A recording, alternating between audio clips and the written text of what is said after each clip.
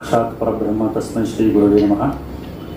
ಆತ್ಮೀಯರೇ, ಇವತ್ತು 2 ದಿನಗಳ ಕಾಲ ನಿನ್ನೆಯಿಂದ ಇವತ್ತು ನಾವೆಲ್ಲರೂ ಕೂಡ ಜ್ಞಾನದ ಒಂದು ಅಲೆಯಲ್ಲಿ ಎಲ್ಲರೂ ಕೂಡ ಹೇಳಿದ್ದೀವಿ. ಅಷ್ಟೊಂದು ಅದ್ಭುತವಾದಂತಹ ಒಂದು ಕಾರ್ಯಕ್ರಮದಲ್ಲಿ ತಾವೆಲ್ಲರೂ ಕೂಡ ಸಾಕ್ಷಿಯಾಗಿ ಇವತ್ತು ಸಮಾರೋಪ ಸಮಾರಂಭದಲ್ಲಿದ್ದೀವಿ.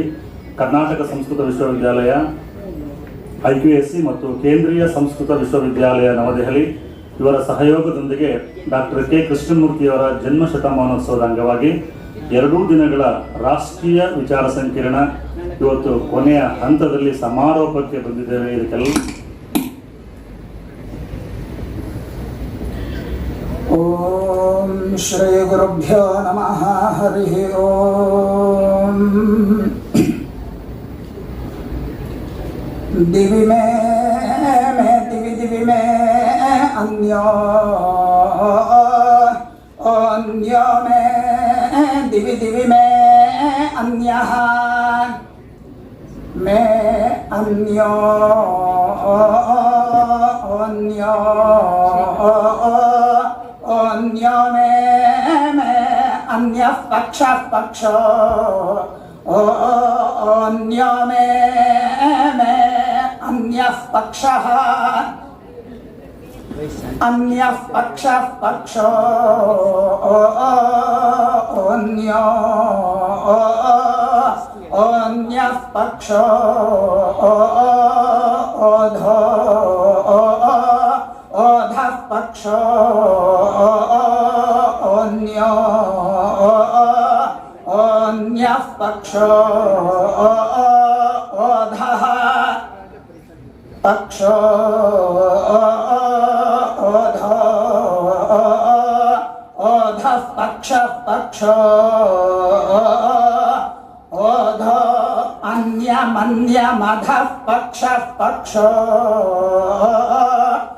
ओधो अन्यम् अधो अन्यमन्यमधो ओधो अन्यमचेतृषमचेतृषमन्यमधो ओधो अन्यमचेतृषम् अन्यमचेतृषमचेतृषमन्यमन्यमचेतृषम् अचेतृषमित्यचेतृषम् कुवित् सोमस्य सोमस्य कुवित् कुवित् सोमस्यापामपां सोमस्य कुवित् कुवित् सोमस्यापां सोमस्यापामपां सोमस्य सोमस्यापामितीत्यपां सोमस्य सोमस्यापामिति अपामितीत्यपामपामिति इति ओम दिवि मे अन्यः पक्षो ओधो अन्यमचेतृषं कुवित् सोमस्यापामिति. हरि ओम.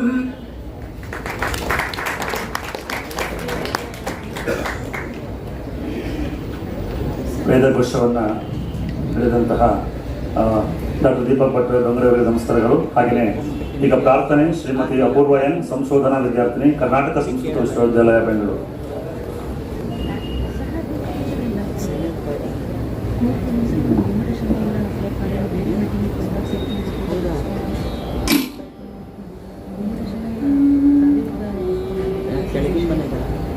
कल्याणी गीर्वाणी वीणापाणि कल्याणी गीर्वाणी वीणापाणि संगीत नृत्यादि कलाप्रदायिनि कल्याणी गीर्वाणी वीणापाणि संगीत नृत्यादि कलाप्रदायिनि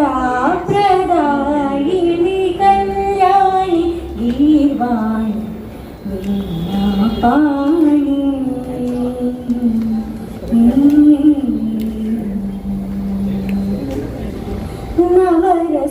नवरसवर्षिणी नवरसवर्षिणी भावविवर्धिनि स्वररागलय भाव प्रकाशिनी नवरसवर्षिणी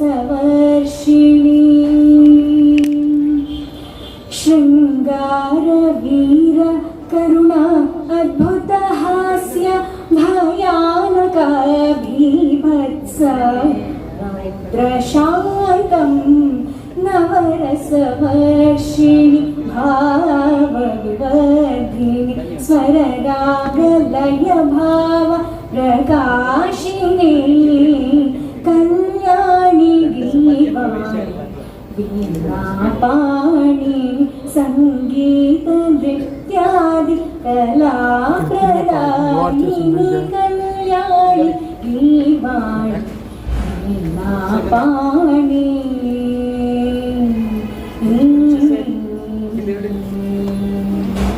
सप्तस्वरभूषिणी सप्तस्वरभूषिणी सुहासिनी सूर्यतेजस्विनी रम्यगुणभरिणी सप्तस्वरभूषिणी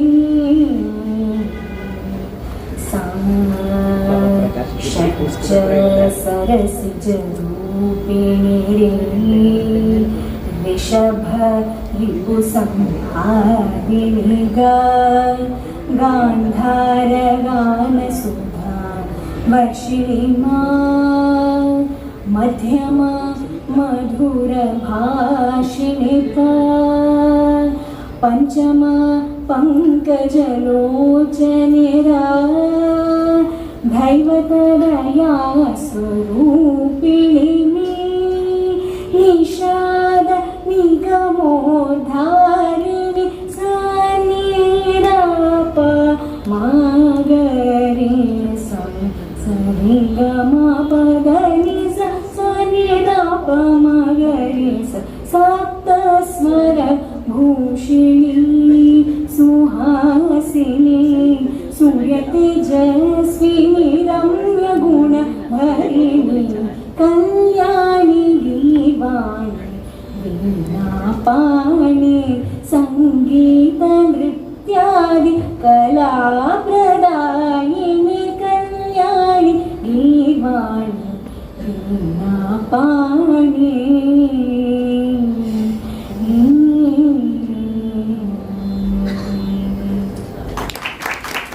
ಶ್ರೀಮತಿ ಅಪೂರ್ವ ಅವರಿಗೆ ಧನ್ಯವಾದಗಳು. ಈಗ ಎಲ್ಲರನ್ನೂ ಕೂಡ ಸ್ವಾಗತಿಸಬೇಕಾಗಿ ಡಾಕ್ಟರ್ ತಿಮ್ಮಣ್ಣ ಸಹಾಯಕ ನಿರ್ದೇಶಕರು ಪ್ರಸಾರಾಂಗಗಳನ್ನ ಕೇಳ್ಕೊತಾರೆ.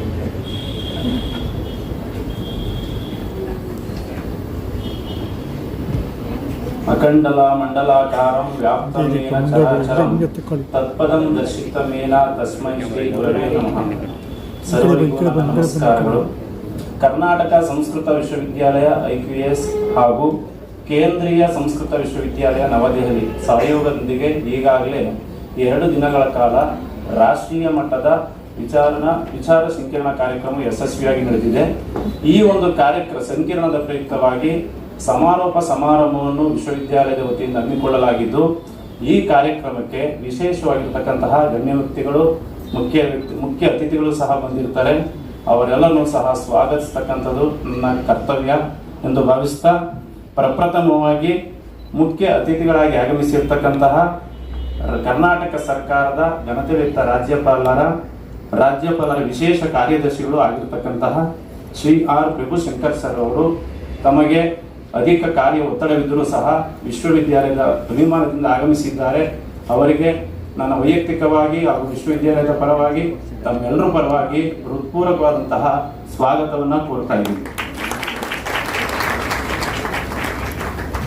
ಅದೇ ರೀತಿ ನಮ್ಮ ಪೂರ್ವ ವಿಶ್ರಾಂತ ಕುಲಪತಿಗಳಾಗಿರ್ತಕ್ಕಂತಹ ಪ್ರೊಫೆಸರ್ ಪದ್ಮಾಶೇಖರ್ ಮೇಡಮ್ ರವರು ಈ ಒಂದು ಕಾರ್ಯಕ್ರಮಕ್ಕೆ ಆಗಮಿಸಿದ್ದಾರೆ. ಅವರಿಗೂ ನನ್ನ ವೈಯಕ್ತಿಕವಾಗಿ ವಿಶ್ವವಿದ್ಯಾಲಯದ ಪರವಾಗಿ ತಮ್ಮೆಲ್ಲರ ಪರವಾಗಿ ವೈಯಕ್ತಿಕವಾಗಿ ಸ್ವಾಗತವನ್ನು ಕೋರ್ತಾ ಇದ್ದೀನಿ. ಈ ಕಾರ್ಯಕ್ರಮದ ಅಧ್ಯಕ್ಷ ಸ್ಥಾನವನ್ನು ವಹಿಸಿಕೊಂಡಿರ್ತಕ್ಕಂತಹ ಡಾಕ್ಟರ್ ಅಹಲ್ಯ ಮೇಡಮ್ ರವರು ಈಗಾಗಲೇ ಕಳೆದ 1 ವರ್ಷಗಳಿಂದ ನೂತನ ಕುಲಪತಿಗಳಾಗಿ ಆಗಮಿಸಿ ನಮ್ಮ ವಿಶ್ವವಿದ್ಯಾಲಯದಲ್ಲಿ ಪ್ರತಿ ತಿಂಗಳಿಗೆ ಒಂದು ಕಾರ್ಯಕ್ರಮದಂತೆ ಅತ್ಯಂತ ಯಶಸ್ವಿಯಾಗಿ ಕಾರ್ಯಕ್ರಮಗಳನ್ನು ನಡೆಸಲಿಕ್ಕೆ ನಮ್ಮೆಲ್ಲರಿಗೂ ಸಹ ಬೆಂತಡ್ತಾ ಇರ್ತಕ್ಕಂತಹ ಕುಲಪತಿಗಳಾಗಿರ್ತಕ್ಕಂಥವರು. ಇಂಥ ಕುಲಪತಿಗಳು ವಿಶ್ವವಿದ್ಯಾಲಯದ ಒಳ್ಳೆ ಕಾರ್ಯಕ್ರಮಗಳನ್ನು ಮಾಡ್ತಾ ಇದ್ದಾರೆ. ಅವ್ರಿಗೂ ಸಹ ತಮ್ಮೆಲ್ಲರ ಪರವಾಗಿ ಹಾಗೂ ವೈಯಕ್ತಿಕವಾಗಿ ಸ್ವಾಗತವನ್ನು ಕೋರ್ತಾ ಇದ್ದೀನಿ. ಅಲ್ಲದೆ ನಮ್ಮ ವಿಶ್ವವಿದ್ಯಾಲಯದಲ್ಲಿ ಮಾನ್ಯ ಕುಲಸಚಿವರಾಗಿರ್ತಕ್ಕಂತಹ ಡಾಕ್ಟರ್ ರೂಪಶ್ರೀ ಮೇಡಮ್ ರವರು ದಕ್ಷ ಆಡಳಿತಗಾರರು, ನಮ್ಮ ವಿಶ್ವವಿದ್ಯಾಲಯ ಒಂದು ಮಾದರಿ ವಿಶ್ವವಿದ್ಯಾಲಯವನ್ನು ಮಾಡಬೇಕು ಅಂತ ಪ್ರಯತ್ನಿಸ್ತಾ ಇದ್ದಾರೆ. ಅವರಿಗೂ ಸಹ ತಮ್ಮೆಲ್ಲರ ಪರವಾಗಿ ವೈಯಕ್ತಿಕವಾಗಿ ಸ್ವಾಗತವನ್ನು ಕೋರ್ತಾ ಇದ್ದೀನಿ. ಅದಲ್ಲದೆ ನಮ್ಮ ವಿಶ್ವವಿದ್ಯಾಲಯದಲ್ಲಿ ನೂತನ ಹಣಕಾಸು ಅಧಿಕಾರಿಗಳಾಗಿ ಅಧಿಕಾರ ಸ್ವೀಕರಿಸಿ ನಮ್ಮೆಲ್ಲರಿಗೂ ಸಹ ಹುರಿದುಂಬಿಸ್ತಾ ಇದ್ದಾರೆ. ಅವರಿಗೂ ಸಹ ವಿಶ್ವವಿದ್ಯಾಲಯದ ಪರವಾಗಿ ಸ್ವಾಗತವನ್ನು ಕೋರ್ತಾ ಇದ್ದೀನಿ. ಮತ್ತೊಂದು ವಿಶೇಷ ಏನಂದ್ರೆ, ನಮ್ಮ ಕರ್ನಾಟಕ ಸಂಸ್ಕೃತ ವಿಶ್ವವಿದ್ಯಾಲಯದ ವತಿಯಿಂದ ಪ್ರತಿ ವರ್ಷವೂ ಸಹ ಸಂಸ್ಕೃತ ಕ್ಷೇತ್ರದಲ್ಲಿ ಗ್ರಂಥಗಳನ್ನು ರಚಿಸಿ ಈ ಸಂಸ್ಕೃತ ಲೋಕಕ್ಕೆ ಗ್ರಂಥಗಳನ್ನು ಅರ್ಪಣೆ ಮಾಡ್ತಿರ್ತಕ್ಕಂತಹ ಹಲವಾರು ವಿದ್ವಾಂಸರು ಆಯ್ಕೆಯಾಗಿದ್ದರಲ್ಲ. 10 ಜನ ವಿದ್ವಾಂಸರನ್ನ ಈ ವರ್ಷದಲ್ಲಿ ಆಯ್ಕೆ ಮಾಡಲಾಗಿದೆ 2021ನೇ ಸಾಲಿನಲ್ಲಿ. ಅವರಿಗೂ ಸಹ ಹೆಸರನ್ನು ಹೇಳ್ತಾ ಹೋಗ್ತೀನಿ. ಶ್ರೀ ಹೊಸ್ಸಾಚಾರ್ಯರವರು, ಶ್ರೀ ಸದಾಶಿವಾಚಾರ್ಯರು, doctor Jayarevanna sir, doctor Pradeep Joshi ಅವರು, ಡಾಕ್ಟರ್ ಶ್ರೀ ರೇಣುಕಾರಾಧ್ಯರವರು, MSR Manjunath, doctor Manorama BN, HM Shingappa, doctor P Vinay, Deepak Bhat ಇವರಿಗೆ ನಮ್ಮ ವಿಶ್ವವಿದ್ಯಾಲಯದ ಪರವಾಗಿ ಹಾಗೂ ವೈಯಕ್ತಿಕವಾಗಿ ಸ್ವಾಗತವನ್ನು ಕೋರ್ತಾ ಇದ್ದೀನಿ.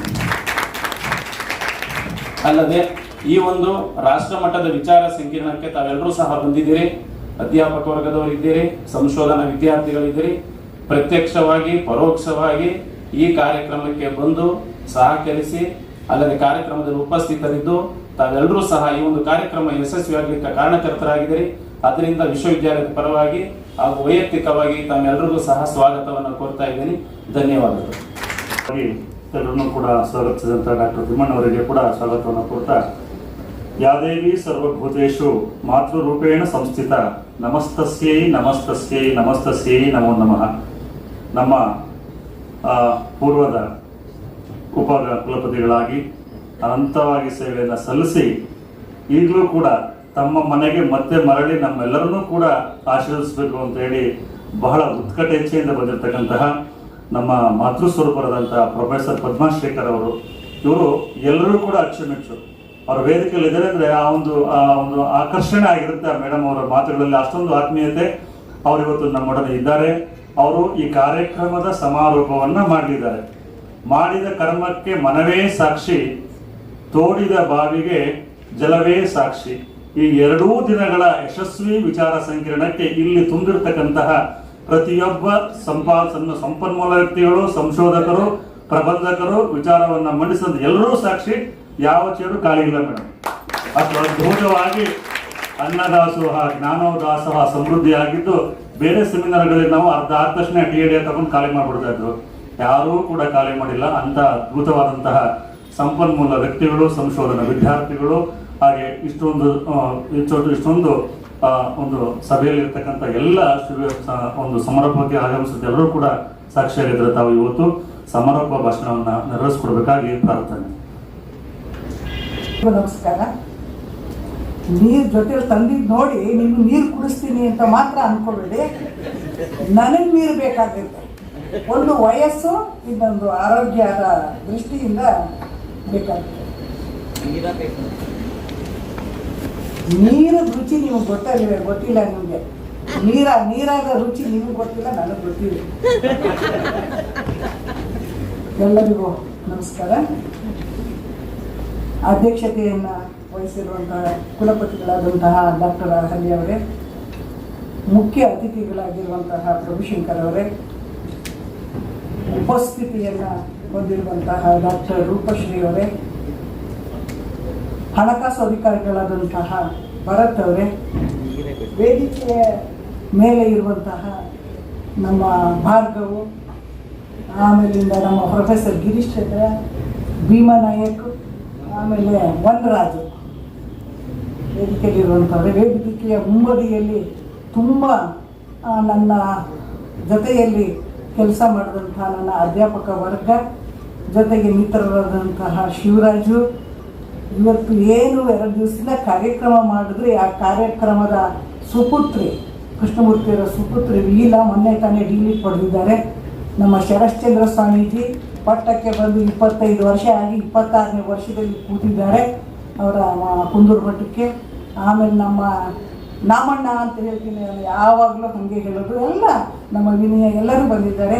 ಇಲ್ಲಿ ಸೇರಿರುವಂತಹ ಎಲ್ಲ ಸಂಸ್ಕೃತ ಪ್ರಿಯ ಬಂಧುಗಳೇ, ಮಾಧ್ಯಮದ ಮಿತ್ರ, ನನಗೆ ಸಮಾರೋಪ ಭಾಷಣವನ್ನು ನಮ್ಮ ಭಾರ್ಗವ ಫೋನ್ ಮಾಡಿದಾಗ ಒಂಥರ ಭಯನೇ ಆಯಿತು. ಯಾಕೆ ಅಂತ ಹೇಳಿದ್ರೆ ಮೂಲತಃ ಸಂಸ್ಕೃತದ ವಿದ್ಯಾರ್ಥಿನಿ ಅಲ್ಲ, ಸಂಸ್ಕೃತವನ್ನು ಬಲ್ಲೆ. ಅದೆಲ್ಲಕ್ಕಿಂತ ಹೆಚ್ಚಾಗಿ ನನಗಿರುವಂಥ ಅರ್ಹತೆ ಏನಪ್ಪ ಅಂತ ಹೇಳಿದ್ರೆ ಸ್ವತಃ ಕೃಷ್ಣಮೂರ್ತಿಯವರನ್ನು ನಾನು ಕಂಡ, ಮಾತಾಡಿದಂತಹ, ಸಂದರ್ಶನ ನಡೆಸಿದಂತಹ ಅವಕಾಶ ಮತ್ತು ಪುಣ್ಯ ನಾನು ಬಿಟ್ಟು ಅನ್ನುವಂಥದ್ದು ನನಗೆ. ಕಾವ್ಯಮೀಮಾಂಸೆಯ ವಿದ್ಯಾರ್ಥಿನಿ ನಾನು. ಕಾವ್ಯಮೀಮಾಂಸೆ, ಛಂದಸ್ಸು ಮತ್ತು ಗ್ರಂಥ ಸಂಪಾದನೆಯನ್ನು ಇವತ್ತು ಪಾಠ ಮಾಡೋಕ್ಕೆ ನಿಂತರೆ ಅದೆಂತಹ ರೋಚಕವಾದಂತಹ ಅನುಭವ ಅಂತ ಹೇಳಿದ್ರೆ ಅದರ ರುಚಿಯನ್ನು ಬಲ್ಲವರೇ ಬಲ್ಲರು. ಅಷ್ಟು ಪ್ರಿಯವಾದಂತಹ ಸಬ್ಜೆಕ್ಟು. ನಮಗೊಂದು ಸ್ವಲ್ಪ ಮಾನಸಿಕವಾಗಿ ಶಾಸ್ತ್ರ ಗ್ರಂಥಗಳು, ಶಾಸ್ತ್ರದ ಬಗ್ಗೆ ವಿಶೇಷ ಆಸಕ್ತಿ, ಅದೇ ನನ್ನ ಅರ್ಹತೆ. ಇರಲಿ, ನಮ್ಮಲ್ಲಿ 2 ರೀತಿಯ ಗುಂಪಿನ ಜನರಿದ್ದಾರೆ. ಒಂದು ಬದುಕಿಯೂ ಸತ್ತಂತೆ ಇರೋರು. ದೇವರು ಎಲ್ಲ ಇವರಿಗೆ ಕೊಟ್ಟಿರ್ತಾನೆ, ಆದರೆ ಇಂಥವರಿಂದ ಸಮಾಜಕ್ಕೆ ಏನು ಪ್ರಯೋಜನ ಆಗ್ತಾ ಇರಲಿಲ್ಲ, ಆಗೋದಿಲ್ಲ. ಎರಡನೇವರು ಸತ್ತು ಬದುಕಿರುವಂತಹ ಜನ. ಇವರ್ಯಾರು ಭೌತಿಕವಾಗಿ ನಮ್ಮ ಜೊತೆಯಲ್ಲಿ ಇರೋದಿಲ್ಲ, ಇಲ್ಲ, ಆದರೆ ಭಾವನಾತ್ಮಕವಾಗಿ ಸದಾ ನಮ್ಮಂಥವರ ಜೊತೆ ಇರ್ತಾರೆ. ಯಾಕೆ ಅಂತ ಹೇಳಿದ್ರೆ ಸಮಾಜಕ್ಕೆ ಅವರ ವಿಶೇಷ ಕಾಣಿಕೆಯನ್ನು ಕೊಟ್ಟಿರ್ತಾರೆ. ಇಂಥವರನ್ನು ಸಮಾಜವೂ ಕೂಡ ಸದಾ ಸ್ಮರಿಸ್ತಾ ಇರ್ತಾರೆ. ಅಂತಹ ಮಹನೀಯರಲ್ಲಿ ಡಾಕ್ಟರ್ ಕೆ ಕೃಷ್ಣಮೂರ್ತಿಯವರು ಕೂಡ ಒಬ್ಬರು ಈ 2ನೇ ಗುಂಪಿಗೆ ಸೇರ್ತಾರೆ.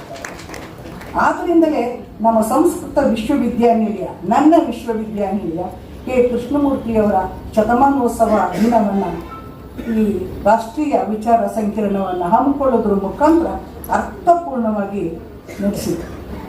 ಬದುಕು ಬರಹವನ್ನು ವರ್ತಮಾನದಲ್ಲಿ ನಿಂತು ನೆನಪು ಮಾಡಿಕೊಳ್ತಾ ಇದೆ, ಅಭಿಮಾನವನ್ನು ಪಡ್ತಾ ಇದೆ.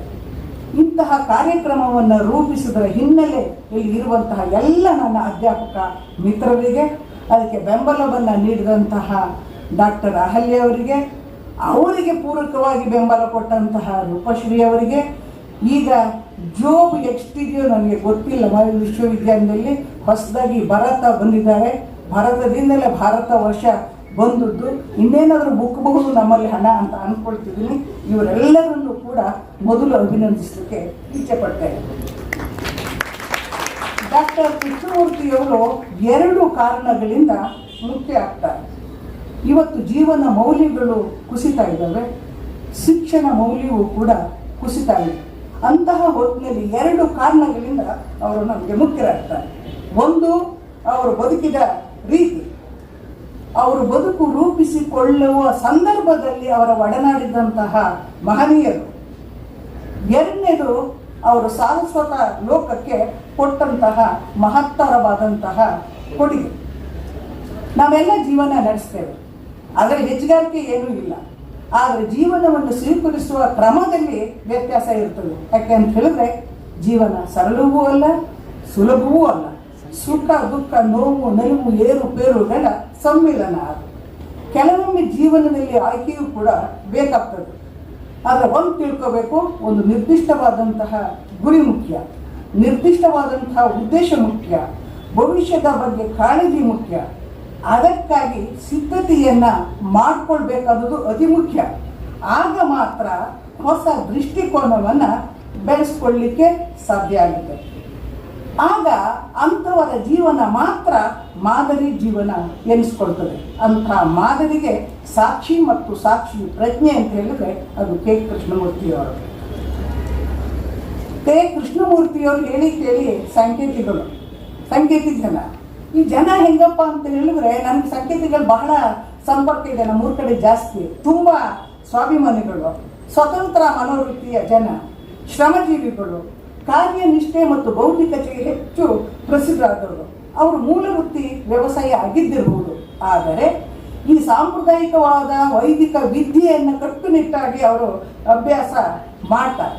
ಅದರ ಫಲ ಅವರ ತಂದೆ ಕೆ ಕೃಷ್ಣಮೂರ್ತಿಯವರ ತಂದೆ ವೆಂಕಟ ಸುಬ್ಬಯ್ಯನವರಲ್ಲಿ ಕಾಣ್ಬೋದು. ಅವರು ಸಂಸ್ಕೃತ ಅಧ್ಯಾಪಕರಾಗಿದ್ದರು. ಮಗನಿಗೆ ಬಾಲ್ಯದಲ್ಲಿ ಅಮರಕೋಶವನ್ನು ಅವ್ರು ಕಂಠಪಾಠ ಮಾಡಿಸ್ತಾರೆ. ನೋಡ್ರಿ, ಈ ಸಂಸ್ಕೃತದಲ್ಲಿ ಇದೊಂದು ಪ್ಲಸ್ ಪಾಯಿಂಟು. ಯಾರು ಅಮರಕೋಶವನ್ನು ಅಭ್ಯಾಸ ಮಾಡಿರ್ತಾರೋ ಅವ್ರಿಗೆ ಶಬ್ದ ಭಂಡಾರ ದೊಡ್ಡದಾಗಿರ್ತದೆ, ಅಷ್ಟೇ ಅಲ್ಲ ನೆನಪಿನ ಶಕ್ತಿ ಅದ್ಭುತವಾಗಿರ್ತದೆ. ಅದರಿಂದಲೇ ಸಂಸ್ಕೃತ ಯಾಕೆ ಕಲಿಬೇಕು ಅಂತ ಹೇಳ್ತೀನಿ ಅಂತ ಹೇಳಿದ್ರೆ, ನಮ್ಮ ಕೊಡಗಿನಲ್ಲಿ ಸಂಸ್ಕೃತ ಯುಕ್ತತೆ ಏನು ಇರಲಿಲ್ಲ, ಅದರಿಂದ ನಾನು ಅವಾಗ ಕಲೀಲಿಲ್ಲ. ಆದರೆ MA ಮಾಡಬೇಕಾದ್ರೆ ನಾನು ಸಂಸ್ಕೃತವನ್ನು ಕಲಿತೆ ಮಾತ್ರ ಅಲ್ಲ, ನನ್ನ ಮಗನಿಗೆ ಸಂಸ್ಕೃತವನ್ನು ಕಲಿಸಿದೆ ಈ ಕಾರಣದಿಂದ.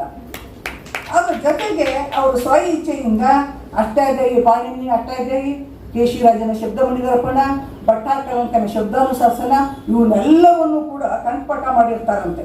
ಹಾಗಾಗಿ ಅಗಾಧವಾದಂತಹ ಶಬ್ದ ಸಂಪತ್ತಿನ ಪರಿಜ್ಞಾನ ಅವರಲ್ಲಿ ವೃದ್ಧಿಸಿತ್ತು. ಆ ಕಾಲಕ್ಕೆ ಓದೋ ಕಾಲಕ್ಕೆ ಪಂಪನ ಪದ್ಯಗಳನ್ನು ತಕ್ಕೊಂಡು ಅದಕ್ಕೆ ಗಣ ಪದ ವಿಭಾಗ ಮಾಡಿ ಗಣ ವಿಸ್ತಾರವನ್ನು ಹಾಕಿ ಮತ್ತೆ ಗಣ ವಿಭಾಗ ಕ್ರಮವನ್ನು ಮಾಡಿ ಪದ್ಯ ರಚನೆಯ ರಹಸ್ಯವನ್ನು ಅರಿಯುವಂತಹ ಪ್ರಯತ್ನವನ್ನು ಮಾಡ್ತಿದ್ದರಂತೆ. ಹಂಗೆ ನೋಡಿದ್ರೆ ಕೃಷ್ಣಮೂರ್ತಿಗಳಲ್ಲಿ ಅವ್ರ ತಂದೆಯಂತೆ ಓದಿನಲ್ಲಿ ಬಹಳ ಶಿಸ್ತು ಇತ್ತು, ಶೋಧನಾ ಮನೋಭಾವ ಇತ್ತು, ಆಕರಗಳನ್ನು ಪರಿಶೀಲಿಸುವ ಮತ್ತು ಟಿಪ್ಪಣಿ ಮಾಡುವಂತಹ ಹವ್ಯಾಸ ಇತ್ತು. ಪರಿಣಾಮ ಏನಪ್ಪ ಅಂತ ಹೇಳಿದ್ರೆ, ಸಂಶಯಕ್ಕೆ ಅವರು ಹೇಳುವಂತಹ ವಿಚಾರ ಏನು ಮಂಡಿಸುವ ವಿಚಾರ ಇದೆ, ಸಂಶಯಕ್ಕೆ ಅವಕಾಶವಿಲ್ಲದಷ್ಟು ಅವರು ಓದು ಬರಹದಲ್ಲಿ ಖಚಿತತೆ ಮತ್ತು ಸ್ಪಷ್ಟತೆ ಇರ್ತಿತ್ತು.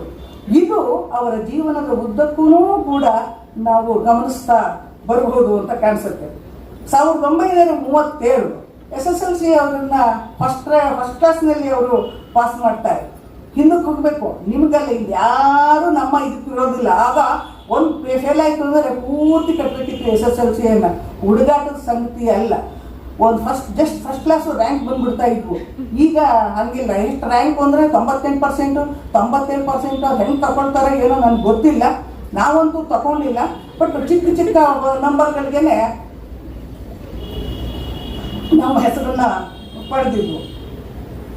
SSLCಯಿಂದ PhDವರೆಗೆ ಅವರು ಓದಿದ ಒಂದು ಕ್ರಮ ನೋಡಿ, ಗಳಿಸಿದಂತಹ ಶ್ರೇಣಿಗಳನ್ನು ನೋಡಿ, ಜೊತೆಗೆ ಆ ಬರಹಗಳನ್ನು ಎಲ್ಲ ಬರೋದ್ರಲ್ಲ ಬರಹಗಳನ್ನು ನೋಡಿ ಒಂದಕ್ಕಿಂತ ಒಂದು ಬಿಗುಡು ಶ್ರೇಷ್ಠ ದರ್ಜೆಯು ಹೆಂಗೆ ಸಾಧ್ಯ ಆಯಿತು ಅಂತ ಹೇಳಿದ್ರೆ, ಶಿಸ್ತು, ಶ್ರದ್ಧೆ, ಆಸಕ್ತಿ ಮತ್ತು ನೆನಪಿನ ಶಕ್ತಿ, ಸಾಧಿಸುವ ಛಲ ಇದ್ದರೆ ಎಲ್ಲವೂ ಕೂಡ ಸಾಧ್ಯ ಅನ್ನುವಂಥದ್ದು.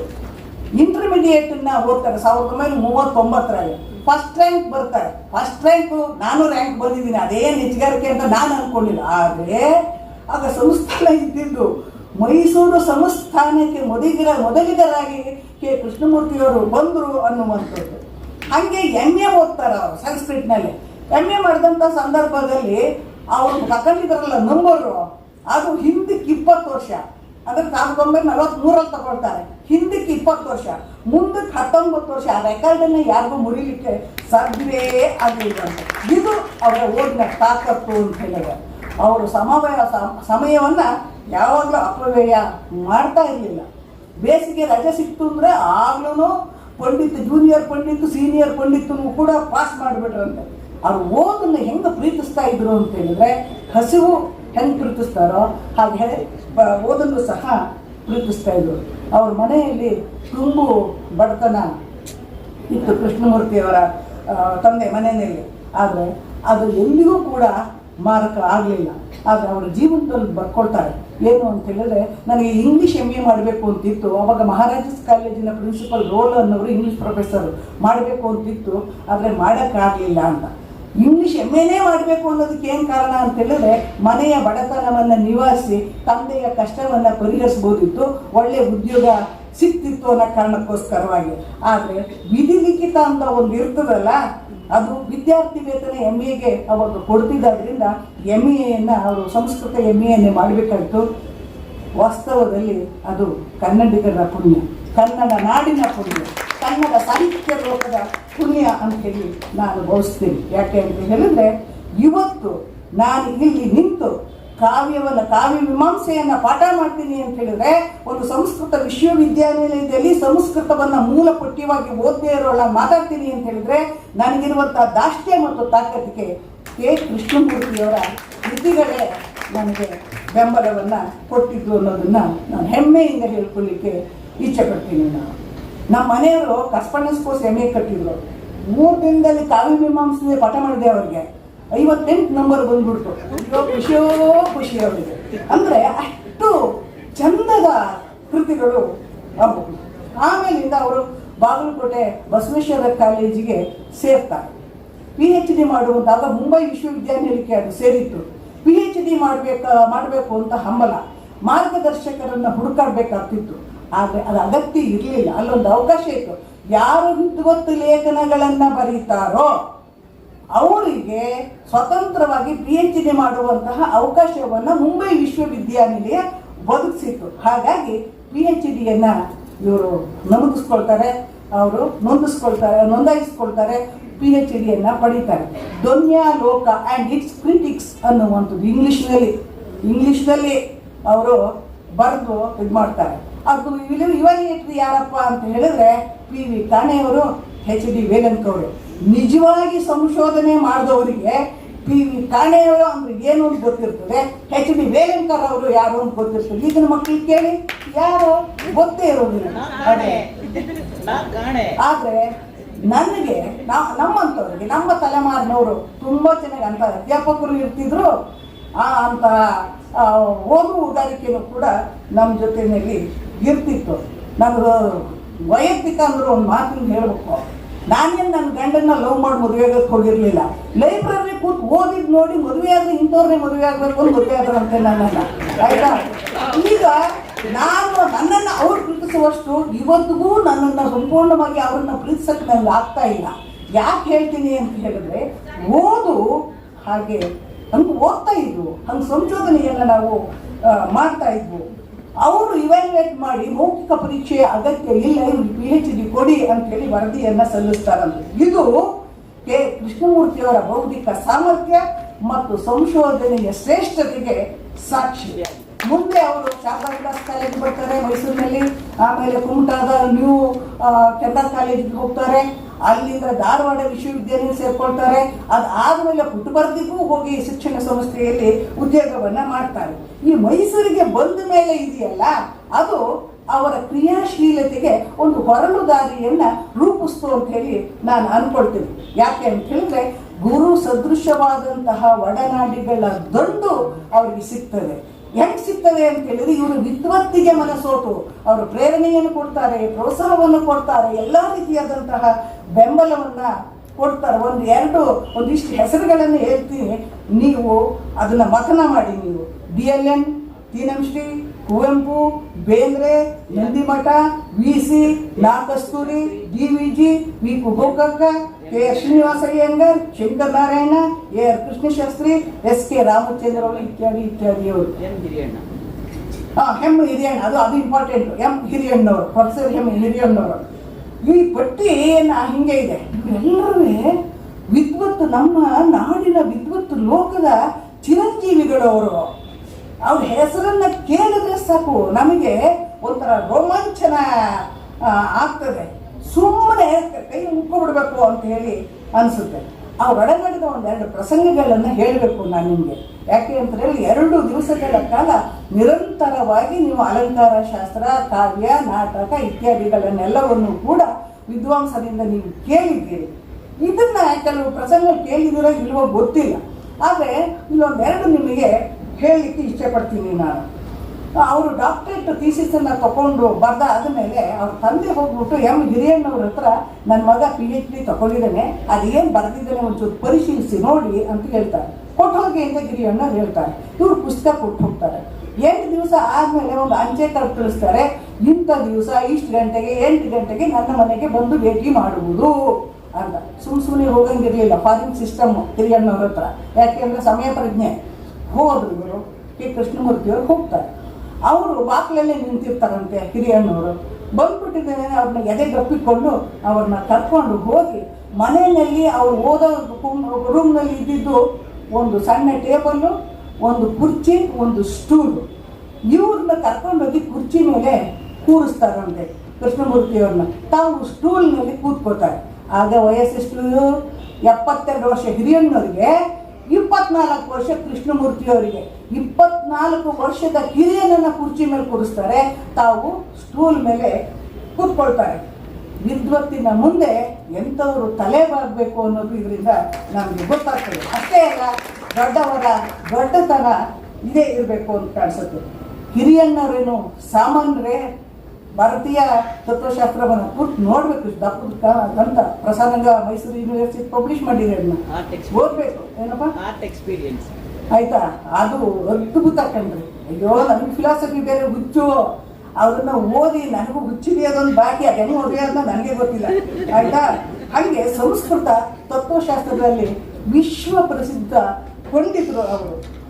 ನಾವು ಕಲ್ಪಿಸ್ಕೊಳ್ಳಿಕ್ಕೆ ಸಾಧ್ಯ ಇಲ್ಲ.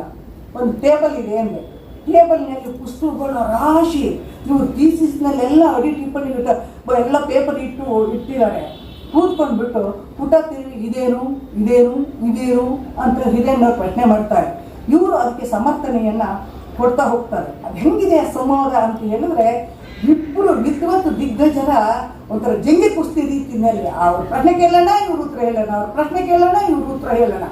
ತುಂಬ ಹಿರಿಯಣ್ಣರಿಗೆ ತುಂಬ ಖುಷಿಯಾಗ್ಬಿಡ್ತದೆ. ಆಗ ಒಂದು ವಿದ್ವತ್ ಪ್ರಬಂಧವನ್ನು ಹೆಂಗೆ ಮಂಡಿಸಬೇಕು ಅನ್ನೋದ್ರ ರೀತಿಯಲ್ಲಿ ಇಂಗ್ಲೀಷು, ಫ್ರೆಂಚು, ಜರ್ಮನಿ ಮೊದಲಾದಂತಹ ಪಾಶ್ಚಾತ್ಯ ತತ್ವಶಾಸ್ತ್ರಜ್ಞರ ಒಂದು ವಾದವನ್ನು ಮುಂದಿಟ್ಕೊಂಡು ಕಂಪೇರಿಟಿವ್ ಸ್ಟಡಿ ಮಾಡಿ ಅವ್ರಿಗೆ ಹೇಳಿಕೊಡ್ತಾರೆ.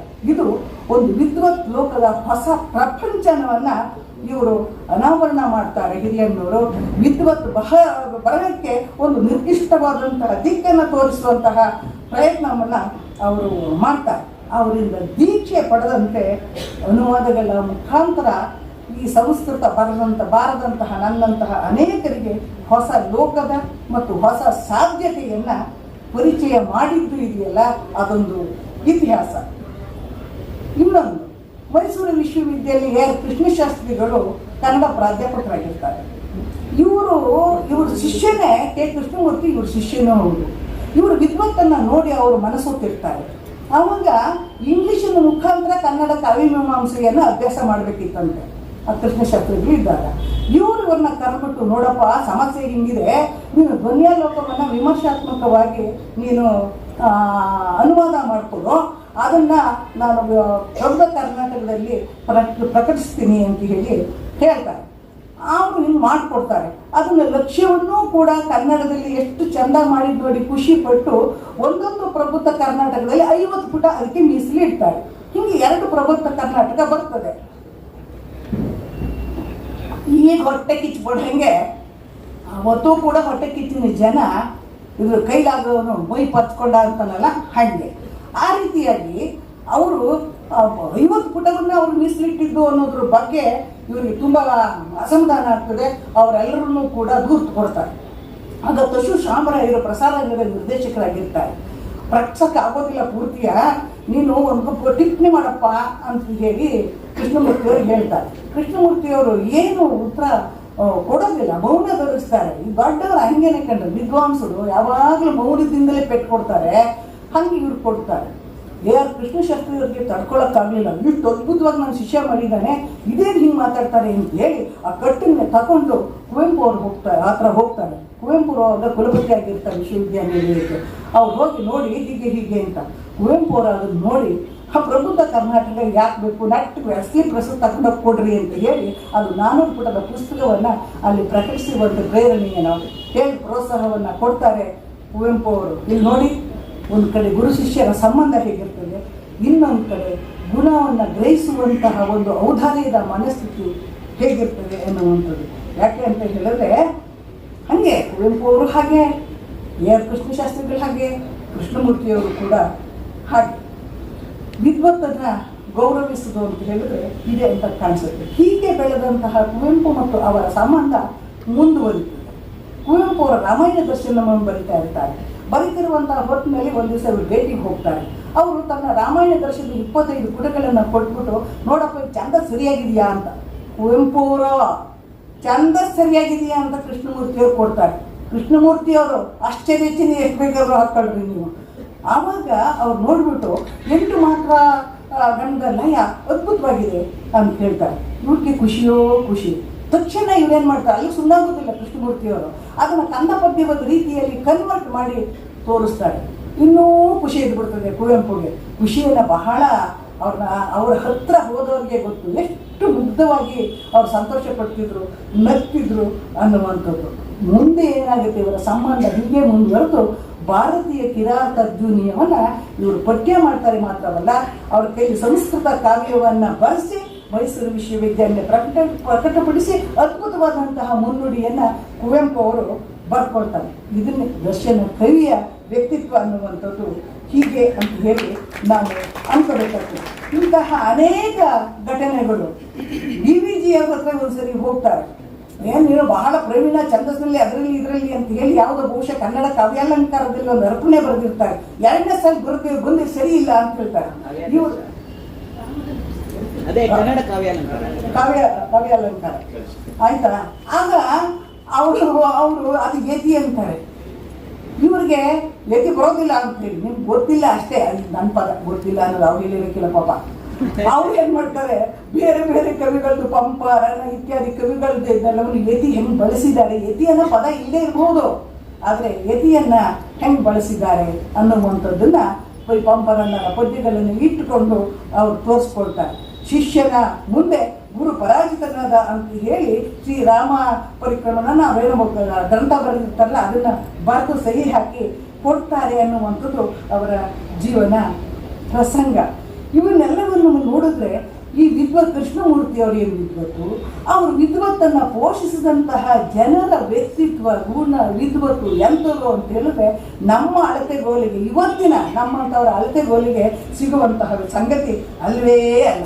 ಇದರ ನಡುವೆ ಅವರ ಬದುಕಿನಲ್ಲಿ ಕೌಟುಂಬಿಕವಾಗಿ ಒಂದು ದುರಂತ ನಡೀತದೆ. ನಮ್ಮ ಲೀಲಾ ಪ್ರಕಾಶ್ ಇದಾರಲ್ಲ, ಅವ್ರ 7ನೇ ಮಗಳು, ಅವ್ರಿಗೆ 9 ಜನ ಮಕ್ಕಳು.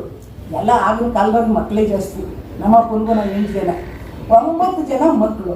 ಒಬ್ಬನೇ ಮಗ, ಕೊನೆಯ ಮಗ ಮತ್ತು ಒಬ್ಬನೇ ಮಗ ಏಕೈಕ ಪುತ್ರ ಮತ್ತು ಮಗಳು ಕಾಲು ಜಾರಿ ಬಿದ್ದು ನದಿಗೆ ಮುಳುಗಿ ಹೊರಟೋಗ್ತಾರೆ. ಆ ಸಂದರ್ಭವನ್ನ ಆ ಒಡಲರಿಯ ಸಂಕಟ ಇದೆಯಲ್ಲ, ಅದು ಕೃಷ್ಣಮೂರ್ತಿ ಅವರ ಜೀವನಮಾನದ ಉದ್ದಕ್ಕೂ ಕೂಡ ಅವರನ್ನು ಬಾಧಿಸ್ತಲೇ ಇತ್ತು. ನಮ್ಮಂಥವ್ರು ಆಗ್ಬಿಟ್ಟಿದ್ರು ಜೀವನವೇ ಬೇಡ, ಯಾಕೆ ಬೇಕು ಅಂತ ಏನು ಮಾಡ್ಕೊಬಿಡ್ತಿದ್ವೋ ಏನೋ ನಮಗೆ ಗೊತ್ತಿತ್ತಿಲ್ಲ. ಆದರೆ ಇವರು ತತ್ವಶಾಸ್ತ್ರಜ್ಞರು, ಸಾಹಿತ್ಯ ಬಲ್ಲವರು, ಇವೆಲ್ಲವೂ ಆಗಿ ಅವರು ಶಿವನ ರೀತಿಯಲ್ಲಿ ಶ್ರೀಕಂಠನಾಗಿ ಸಂಪೂರ್ಣವಾಗಿ ತನ್ನ ನೋವನ್ನು ನುಂಗಿ ಈ ಸಾಹಿತ್ಯ ಕ್ಷೇತ್ರಕ್ಕೆ ತಮ್ಮನ್ನು ಅರ್ಪಿಸ್ಕೊಂಡು ಬಿಡ್ತಾರೆ. ಅದಾಗ ನನಗೆ ವಾಲ್ಮೀಕಿಯ, ತಪ್ಪಾದ್ರೆ ಕ್ಷಮಿಸಿ ನಮ್ಮಣ್ಣವರೇ, ವಾಲ್ಮೀಕಿಯ ಈ ಕ್ರೌಂಚ ಪಕ್ಷಿಯ ರಾಮಾಯಣ ರಚನೆಯ ಹಿಂದೆ ಕ್ರೌಂಚ ಪಕ್ಷಿಯ ಕಥನ ನನಗೆ ನೆನಪಿಗೆ ಬರ್ತದೆ. ಶೋಕದಿಂದ ಶ್ಲೋಕ ಹುಟ್ಟಿತು ಅಂತ ಒಂದು ಮಾತಿದೆಯಲ್ಲ, ಹಾಗೆ ಲೌಕಿಕವಾಗಿ ಮಗನ ಸಾವು ಕೃಷ್ಣಮೂರ್ತಿಯವರಿಗೆ ತುಂಬಲಾರದ ನಷ್ಟ ನಿಜ. ಆದರೆ ಆ ಸಾವು ಸಾಮಾಜಿಕವಾಗಿ ಗಳಿಸಿದ ಯಶಸ್ಸಿದೆಯಲ್ಲ, ಅದು ಸಾವಿಗಿಂತ ದೊಡ್ಡದು. ಇವತ್ತು ಶತಮಾನ ವರ್ಷ ಯಾಕೆ ಆಚರಿಸ್ತೀವಿ? ಸಾವನ್ನು ಮೀರಿದ ಯಶಸ್ಸು ಇದು. ಹಾಗಾಗಿ ಮುಂದೆ ಅವರು ಗೋಕಾಕರ ಆವರಣ ಬೆಳೆಗೆ ಪುಟ್ಟಬರ್ತಿಗೆ ಹೋಗ್ತಾರೆ, ಅಲ್ಲೂ ಕೆಲಸವನ್ನು ಮಾಡ್ತಾರೆ. ಅಲ್ಲಿ ಕಸ್ತೂರಿಯವರು, ಅದು ಮತ್ತೆ ಪ್ರಸಂಗಗಳು ಹೋಗ್ತದೆ, ನಾನು ಹೋಗಲ್ಲ ನಾನು ಜಾಸ್ತಿ. ಬಹುಶಃ ಜೀವನ ಅಂದರೆ ಇದೇ ಇರಬೇಕು, ಅದು ನಿಲ್ಲೋದಿಲ್ಲ. ನಿರಂತರತೆಯೇ ಜೀವನದ ಚಲನಶೀಲ ಗುಣ. ಇವರ ಜೀವನದ ಹಾದಿ ಸವೆಸಿದ ಹಾದಿ ಇದೆಯಲ್ಲ, ಬರಹಗಾರರಿಗೆ ಸ್ಫೂರ್ತಿ ಕೊಡ್ತದೆ, ನೊಂದವರಿಗೆ ಪ್ರೇರಣೆಯನ್ನು ಕೊಡುವಂಥದ್ದು, ಅಧ್ಯಾಪಕರಿಗೆ ಮಾರ್ಗದರ್ಶನ ನೀಡ್ತದೆ. ಶಿಸ್ತಿಲ್ಲದ ವಿದ್ಯಾರ್ಥಿಯೇ ಅಲ್ಲ ಅಂತ ಹೇಳ್ತಾರೆ. ಪೂರ್ವವಾಗಿ ಸಿದ್ಧತೆ ಇಲ್ಲದೆ ಪಾಠ ಮಾಡಕ್ಕೆ ಹೋಗ್ತಾರಲ್ಲ, ಅವನ ಮೇಷ್ಟ್ರೇ ಅಲ್ಲ ಅನ್ನೋದು ಇವರ ತೀರ್ಮಾನ.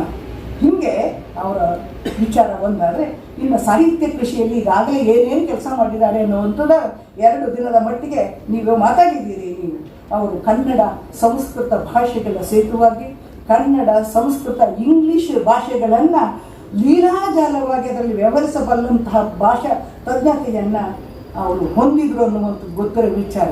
ಕುವೆಂಪು ಅವರು ಅಷ್ಟು ದೊಡ್ಡ ರಾಷ್ಟ್ರಕವಿ ಋಷಿ ಅನ್ನಿಸ್ಕೊಂಡ್ರು ಕೂಡ ಅವರು ಪ್ರಾರಂಭ ಮಾಡಿದ್ದು ಇಂಗ್ಲಿಷ್ ಲೇಖನ ಬರೆಯಕ್ಕೆ ಶುರು ಮಾಡಿದ್ದು.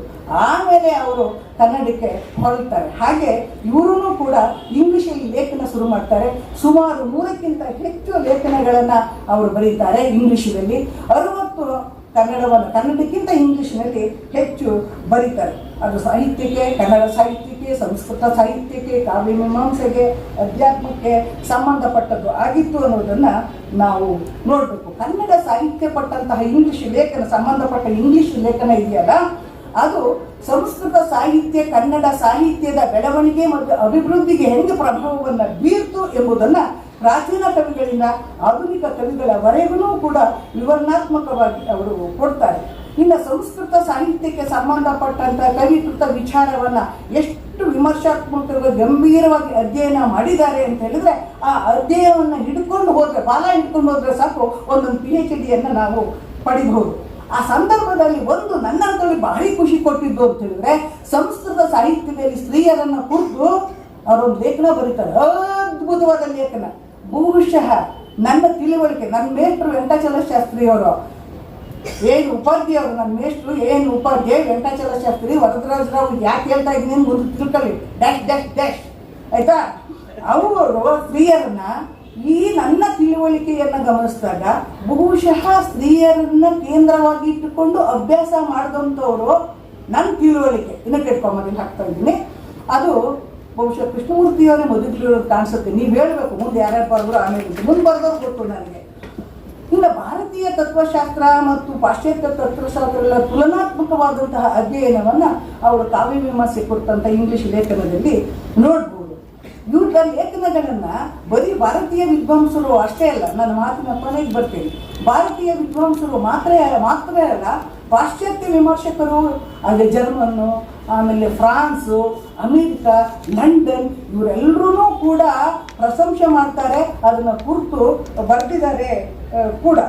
ಈ ಲೇಖನಗಳ ವಸ್ತು ವೈವಿಧ್ಯ ಆಗಲಿ, ಸಂಖ್ಯಾ ದೃಷ್ಟಿಯಿಂದಾಗಲಿ, ಬಹುಮುಖ ಚಿಂತನೆಯಿಂದಾಗಲಿ ಮೇಲುಗೋನೋಟಕ್ಕೆ ಗಮನಿಸಿದರೆ ಸಾಕು ನಮಗೆ ಆಶ್ಚರ್ಯ ಆಗ್ತದೆ.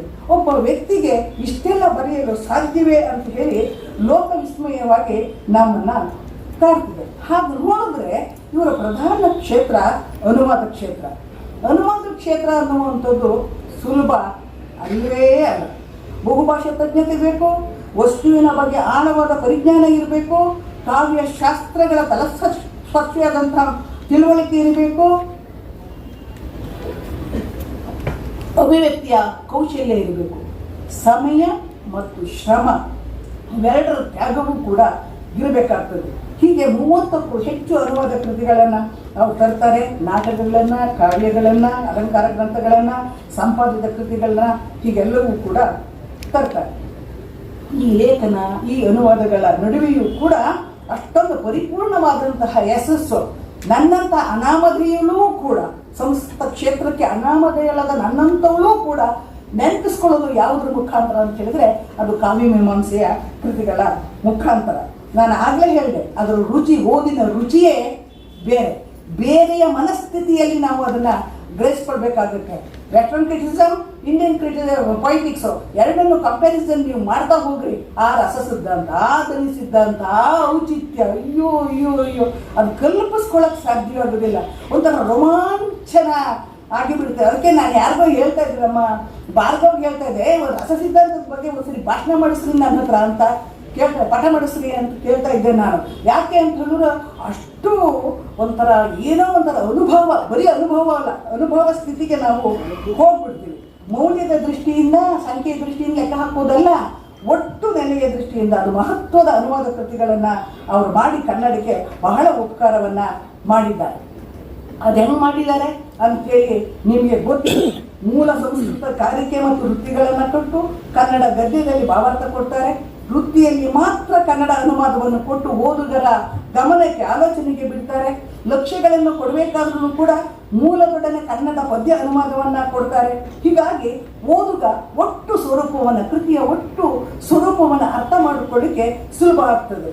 ಹೀಗೆ ಮಾಡುವಾಗ, ಅನುವಾದ ಮಾಡಬೇಕಾದ್ರೆ ಅವ್ರು ಏನು ಮಾಡ್ತಾರೆ ಅಂತ ಹೇಳಿದ್ರೆ, ಮೂಲದ ಶಾಸ್ತ್ರ ಪ್ರಕ್ರಿಯೆಗೆ ಕಿಂಚಿತ್ತು ಮೂಡಬಾರದಂತೆ ನೋಡ್ಕೊಳ್ತಾರೆ. ಸಂಸ್ಕೃತದಲ್ಲಿ ಹೇಗೋ ಕನ್ನಡದಲ್ಲಿ ಅದೇ ಸೊಗಸನ್ನು ಯಥಾರೀತಿಯಲ್ಲಿ ಕಾಯ್ದುಕೊಳ್ತಾರೆ. ಮೂಲವನ್ನು ಹಿಗ್ಸೋದು ಇಲ್ಲ, ಕುಗ್ಸೋದು ಇಲ್ಲ. ಛಂದಸ್ಸನ್ನು ಸಹ ಕನ್ನಡ ಭಾಷಾ ಜಾಯಮಾನಕ್ಕೆ ಅವರು ಹೊಂದಿಸ್ಕೊಳ್ತಾರೆ. ಆ ಅನುವಾದದ ಕೃತಿಯಲ್ಲಿ ವಿದ್ವತ್ಪೂರ್ಣ ಪೀಠಿಕಾ ಭಾಗ, ಇದು ವೆರಿ ವೆರಿ ಇಂಪಾರ್ಟೆಂಟ್. ಅಲ್ಲಿ ಸಂಬಂಧಪಟ್ಟ ವಸ್ತುವಿನ ವಿನ್ಯಾಸ, ವಿಚಾರ, ವಿಸ್ತಾರ, ತೌಲನಿಕ ವಿಮರ್ಶೆ, ವಿಶ್ಲೇಷಣೆ, ಕವಿಕಾಲ ದೇಶ ವಿಚಾರ, ಆಮೇಲೆ ಪರಿಶೀಲನಾ ಸಾಮಗ್ರಿ, ಅದರ ಜೊತೆಗೆ ಪರಿಷ್ಕರಣ, ಅಡಿ ಟಿಪ್ಪಣಿಗಳು, ಜೊತೆಗೆ ಅನುಬಂಧಗಳು, ಇವೆಲ್ಲವನ್ನು ಕೊಡ್ತಾರೆ. ಇದು ಅನುವಾದವು ಸ್ವತಂತ್ರ ಕೃತಿಯೋ ಆಗೋದಿಲ್ಲ. ಸ್ವತಂತ್ರ ಕೃತಿಯ ರೀತಿಯಲ್ಲಿಯೇ ರುಚಿಯನ್ನು ಇದು ಕೊಡ್ತದೆ. ಮಮ್ಮಟ ಮತ್ತು ರಾಜಶೇಖರನ ರಾಜಶೇಖರನ ಕೃತಿ ಎರಡನ್ನ ಇಟ್ಟುಕೊಂಡು ಒಂದು 2 ನಿಮಿಷದಲ್ಲಿ ಹೇಳಿ ನನ್ನ ಮಾತಿಗೆ ಮುಕ್ತಾಯವನ್ನು ಹಾಡ್ತೇನೆ. ಈ ಮಮ್ಮಟ ಇದನ್ನಲ್ಲ, ಅವನ ಕಾವ್ಯ ಪ್ರಕಾಶ ಒಂಥರ ಅದ್ಭುತ. ಅದು ಅವರು ಹಿಂದಿನ ಲಾಕ್ಷಣಿಕರ ಕಾವ್ಯ ತತ್ವದ ಬಗ್ಗೆ ಎತ್ತಿರುವಂತಹ ಎಲ್ಲ ಮೂಲಭೂತವಾದಂತಹ ಪ್ರಶ್ನೆಗಳಿಗೆ ಕುಲಂಕುಷವಾದಂತಹ ಹೋಗಿ ವಿವೇಚಿಸಿ ನಿರ್ವಚಿಸಿ ಸಂದೇಹಕ್ಕೆ ಅವಕಾಶ ಇಲ್ಲದಂತೆ ಅವರು ಇಲ್ಲಿ ಅಭಿಪ್ರಾಯವನ್ನು ಅವನು ಮಂಡಿಸ್ತಾನಲ್ಲ, ಹಾಗೆ ಇವರು ಮಂಡಿಸ್ತಾನೆ. ಹೊಸ ವಿಧಾನಕ್ಕೆ ಮುಂಗಾಣಿಕೆಯಾಗಿ ದಿಕ್ಸೂಚಿಯನ್ನು ಕೆ ಕೃಷ್ಣಮೂರ್ತಿಯವರು ಕೊಡ್ತಾರೆ. ಮಮ್ಮಟನ ಕಾವ್ಯ ಪ್ರಕಾಶದ ಆ ಪ್ರಾಸ್ತಾವಿಕ ಮಾತುಗಳನ್ನು ಓದಿದ್ರೆ ಅಲಂಕಾರ ಸಾಹಿತ್ಯ ರಾಶಿಯನ್ನೇ ಓದಿದಂತಹ ಅನುಭವ ನಮಗೆ ಆಗ್ತದೆ. ಕನ್ನಡ ಕಾವ್ಯ ಮೀಮಾಂಸೆ ರಾಜಶೇಖರದ ಅದು ಇನ್ನೊಂದು ಬಗೆ. ಶಾಸ್ತ್ರದ ಪ್ರಕ್ರಿಯೆಗಳನ್ನು ಅರಗಿಸಿಕೊಂಡು ಸಾಹಿತ್ಯದ ಅಂತಸತ್ವವನ್ನು ತಿಳಿಯಲು ಸಹಕಾರಿಯಾಗುವಂತಹ ಕೃತಿ. ಇಲ್ಲಿ ಇವರೇನು ಮಾಡ್ತಾರೆ ಕೃಷ್ಣಮೂರ್ತಿಯವರು? ಅಲಂಕಾರ, ಗುಣ, ರೀತಿ, ರಸಧ್ವನಿ, ಔಚಿತ್ಯ, ಪ್ರಾಯೋಗಿಕ ವಿಮರ್ಶೆ, ಹೀಗೆ ಹಲವು ಆಯಾಮಗಳಲ್ಲಿ ಕಾವ್ಯ ಮೀಮಾಂಸೆಯನ್ನು ವಿವೇಚಿಸುವಂಥ ರೀತಿ ಇದೆಯಲ್ಲ, ಅದು ಅದ್ಭುತವಾಗಿದೆ. ಒಂದು ಈ ಕಾವ್ಯ ಮೀಮಾಂಸೆ ಕೃತಿಗಳನ್ನು ಅವಲೋಕಿಸಿದ ಸಾಕು, ಕಾವ್ಯ ಚಿಂತನೆಯ ತತ್ವ ಚಿಂತನೆಯ ಬಗ್ಗೆ ಒಂದು ಐತಿಹಾಸಿಕ ನೋಟ ತನಗೆ ತಾನೇ ಅದು ರೂಪಿತವಾಗಿ ಬಿಡ್ತದೆ. ಕನ್ನಡ ಅಂದರೆ ಸಂಸ್ಕೃತ ಸಿದ್ಧಾಂತ ಕಾವ್ಯ ಸಿದ್ಧಾಂತಗಳಿಗೂ ಕನ್ನಡದ ಲಾಕ್ಷಣಿಕರಿಗೂ ಇರುವಂತಹ ಸಾದೃಶ್ಯ ವೈದೃಶ್ಯಗಳು ಏನು ಅನ್ನುವಂಥದ್ದು ನಮಗೆ ವ್ಯಕ್ತವಾಗಿ ಬಿಡ್ತದೆ. ಬಹುಶಃ ಮೀಮಾಂಸೆಯನ್ನು ಸಾಕ್ಷಾತ್ಕಾರ ಮಾಡಿಕೊಂಡಿದ್ರು ಅಂತ ಕಾಣಿಸುತ್ತೆ ಕೆ ಕೃಷ್ಣಮೂರ್ತಿಯವರು. ಹೀಗೆ ಪ್ರತಿಯೊಂದು ಕೃತಿಯ ಬಗ್ಗೆಯೂ ಕೂಡ ನಾವು ಹೇಳ್ತಾ ಹೋಗಬಹುದು. ಅವರು 20ನೇ ವಯಸ್ಸಿನಲ್ಲಿ ತಮ್ಮ ಬರವಣಿಗೆಯನ್ನು ಆರಂಭಿಸಿ ತಮ್ಮ ಜೀವಿತದ ಕೊನೆಯವರೆಗೂ ಕೂಡ ಅವರು ಬರೀತಲೇ ಇರ್ತಾರೆ. ಸುಮಾರು 2 ತಲೆಮಾರು, ಒಂದು ಇತಿಹಾಸ. 2 ತಲೆಮಾರಿನಲ್ಲಿ ಅಸಾಧ್ಯವೆನಿಸುವ ಅತ್ಯುತ್ಕೃಷ್ಟವಾದ ಎನ್ನುವಂತಹ ಕೊಡುಗೆಯನ್ನು ನೀಡಿದ್ದಾರೆ. ಅದಕ್ಕೆ ಒಂದು ಪ್ರಶಸ್ತಿಗಳು ಬಂದಿದ್ದಾವೆ. ಅದಕ್ಕೆ ಇನ್ನೊಂದು ಅರ್ಧ ಗಂಟೆ ಕೊಡಬೇಕಾಯ್ತದೆ ಓದೋಕ್ಕೆ. 2 ಪುಟ ಅದು ಓದೋದಕ್ಕೆ. ಇಂಗ್ಲೀಷು ಇವರ ಫಾರಿನವರು ಮತ್ತು ನಿಮ್ಮ ಇಂಡಿಯನ್ನು ಕೊಟ್ಟಿರುವಂಥ ಪ್ರಶಸ್ತಿ. ಈಗೇನಾದರೂ ಪಂಪ ಪ್ರಶಸ್ತಿ ರೂಪದಂಗಾಗಿ ಮನೆಗೆ ಕೊಡಬೇಕಾಗಿತ್ತು ನಾವು. ಆವಾಗ ಅಂಥ ಪ್ರಶಸ್ತಿಗಳನ್ನ ರಾಷ್ಟ್ರ ಮಟ್ಟದ್ದು, ರಾಜ್ಯ ಮಟ್ಟದ್ದು, ವಿಶ್ವ ಮಟ್ಟದ್ದು ಎಲ್ಲ ಪ್ರಶಸ್ತಿಗಳು ತಾನಾಗೆ ಬರ್ತಾರೆ. ನಾನಾಗಲೇ ಹೇಳಿದ್ದೀನಿ, ಸ್ವಾಭಿಮಾನಿ ಅವರು ನಮ್ಮಂಗೆ ಈ MLAಗಳದ್ದು ಇವ್ರದ್ದು ಎಲ್ಲವನ್ನು ಸರ್ಟಿಫಿಕೇಟ್ ತಗೊಂಡೋಗಿ ಕೊಡಲಿಲ್ಲ. ಹೋಗ್ಬಿಟ್ಟು ಪ್ರಭುಶಂಕರ್ ಹತ್ರ ನಮ್ಮನ್ನು ಇದು ಕೊಡಿ, ಪ್ರಶಸ್ತಿ ಕೊಡಿಸಿ ಅಂತೇಳಿ ಅವರು ಹೇಳಿಲ್ಲ. ಪ್ರಶಸ್ತಿಗಳು ಕುವೆಂಪು ಅವರು ಕೀರ್ತಿಯನ್ನು ಶನಿ ಅಂತ ಕರೆದರು. ಇವರು ಪ್ರಶಸ್ತಿಗಳನ್ನು ಶನಿ ಅಂತೇಳಿ ತಿರಸ್ಕರಿಸಿದಂಥ ಹೊತ್ತಿನಲ್ಲಿ ಪ್ರಶಸ್ತಿಗಳು ಅವಾಗ ಅವ್ರಿಗೆ ತಾನು ಒಂದು ಅಂತ ಹೇಳಿ ಮುಗಿಬಿದ್ದು ಬಿಡ್ತವಂತೆ. ಅಷ್ಟೊಂದು ಪ್ರಶಸ್ತಿಗಳನ್ನು ಅವರು ಪಡೆದಿದ್ದಾರೆ.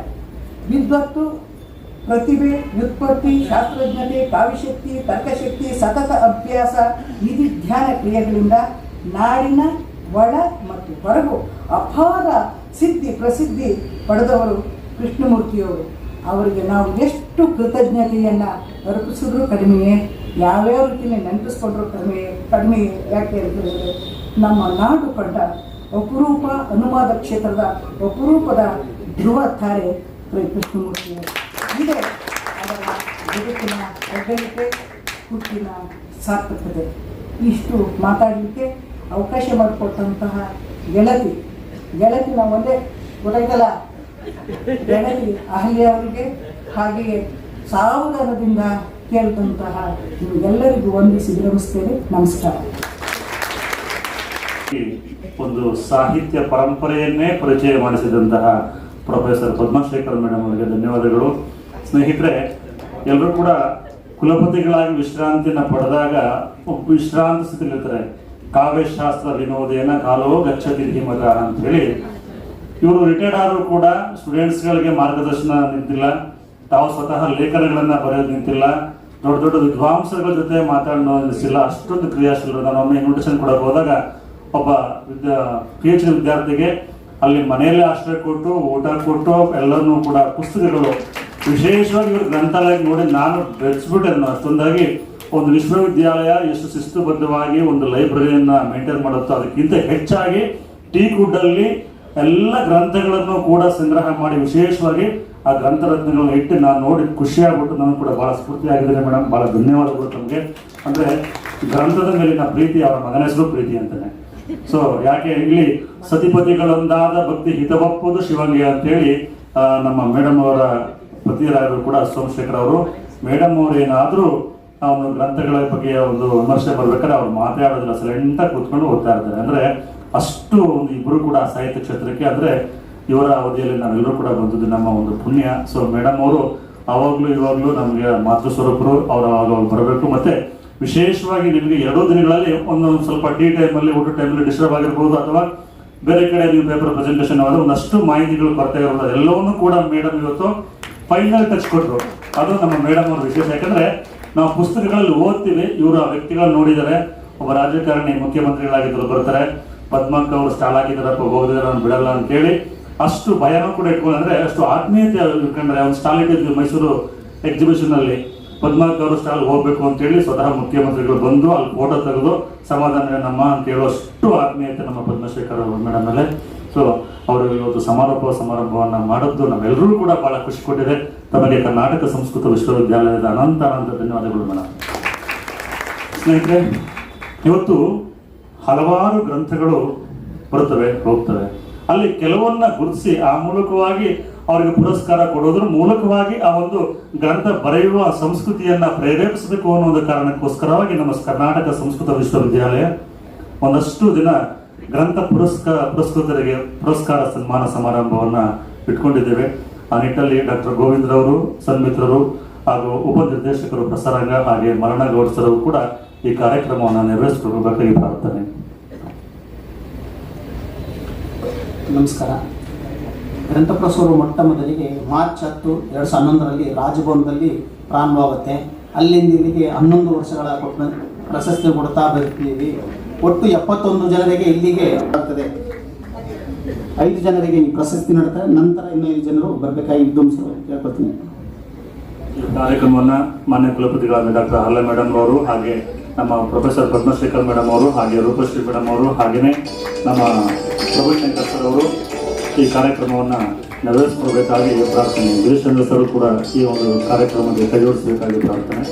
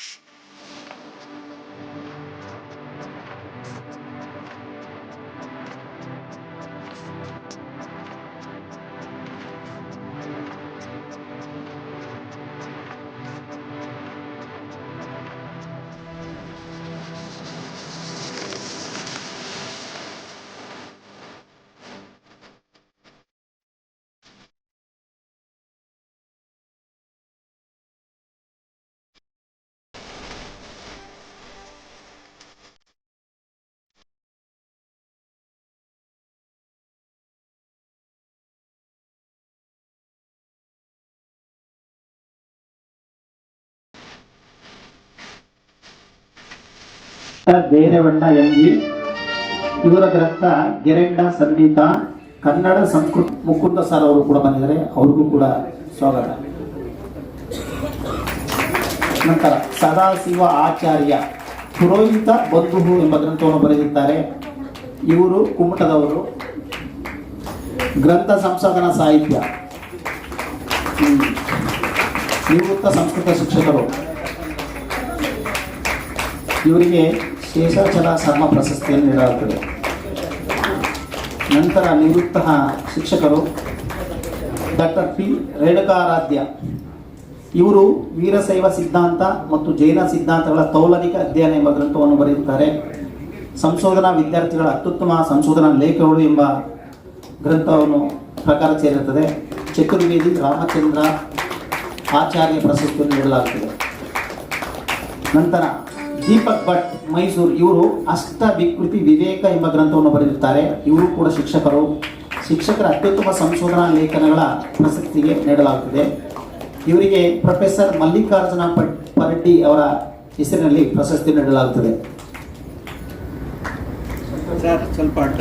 ಈ ಪ್ರಶಸ್ತಿ ಕೊಡುವುದರ ಮುಖಾಂತರ ಇನ್ನೂ ಅನೇಕ ವಿದ್ವಾಂಸರನ್ನು ಪ್ರೇರೇಪಿಸುವ ದೃಷ್ಟಿ ಇರುತ್ತದೆ. ಇದರಲ್ಲಿ 10,000 ನಗದು ಬಹುಮಾನ, 1 ಶಾಲು ಮತ್ತೊಂದು ಗಿಡ ಹಾಗೆ ಪ್ರಶಸ್ತಿ ಪ್ರಥಮ ನೀಡಲಾಗುತ್ತದೆ.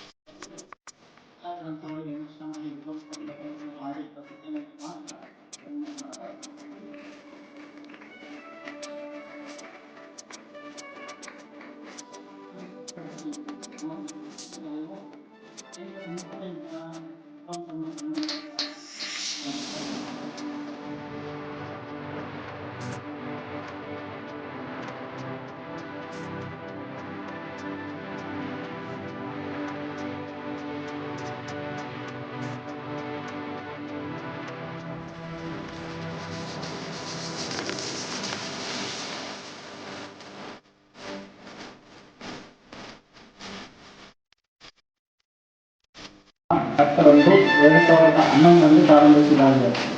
ಹಾಗೆ ಬೆಂಗಳೂರು ಅನೇಕ ವಿದ್ವಾಂಸರಾದ professor H T Nagaraj sir ಅವರು, ವಿಶ್ವಾಸರು, ಹಾಗೆ ರೂಪಾಂಬೆ ಅನೇಕ ವಿದ್ವಾಂಸರು ರಾಜಭವನದಲ್ಲಿ ಮೊಟ್ಟ ಮೊದಲು ಸ್ವೀಕಾರ ಮಾಡಿರ್ತಾರೆ.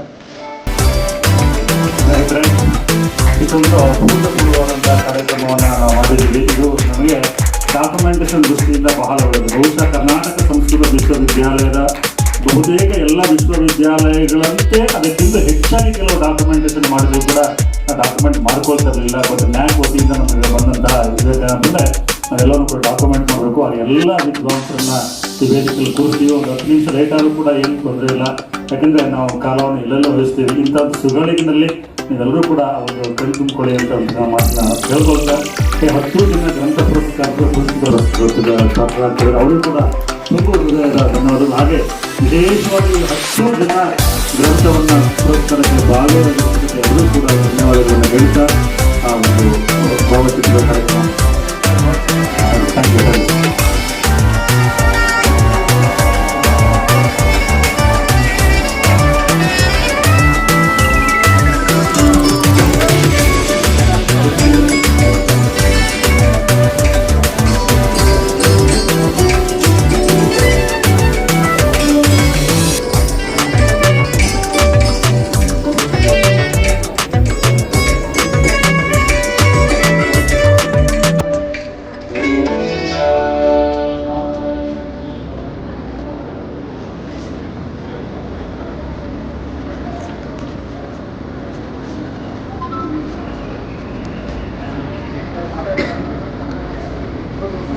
ಧನ್ಯವಾದಗಳು.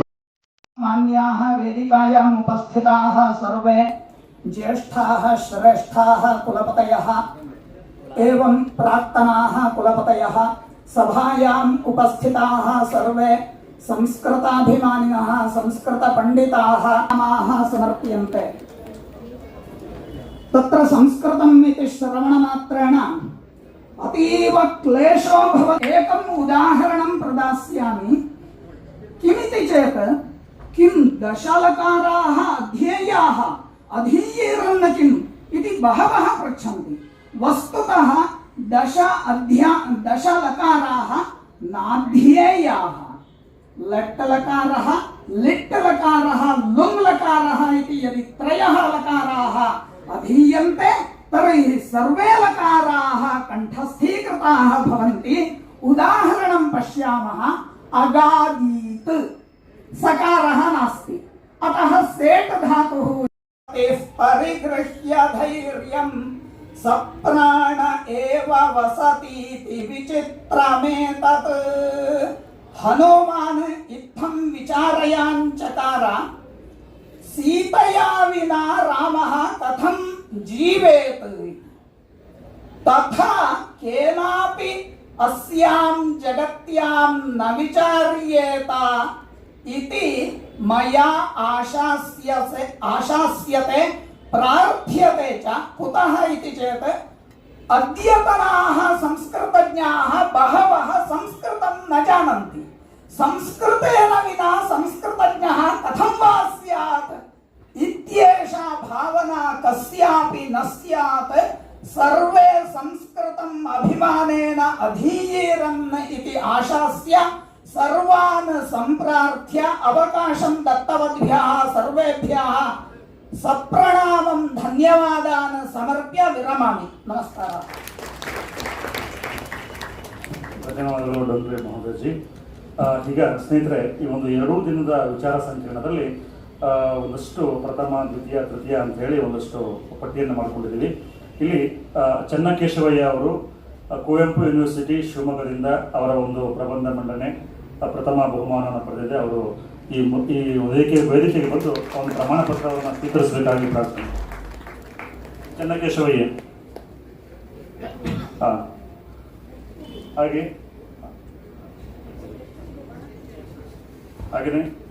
ಜಯಂತಿ SM ದ್ವಿತೀಯ ಸ್ಥಾನದಲ್ಲಿ, ಹಾಗೆ ತೃತೀಯ ಸ್ಥಾನದಲ್ಲಿ ಶಿಲ್ಪ. ಮನೆ ಕುಲಪತಿಗಳು ಈ ಕಾರ್ಯಕ್ರಮವನ್ನು ನಡೆಸಬೇಕಾಗಿ ಪ್ರಾರ್ಥನೆ. ಶಿಲ್ಪ ಹಾಗೆ ಜಯಂತಿ.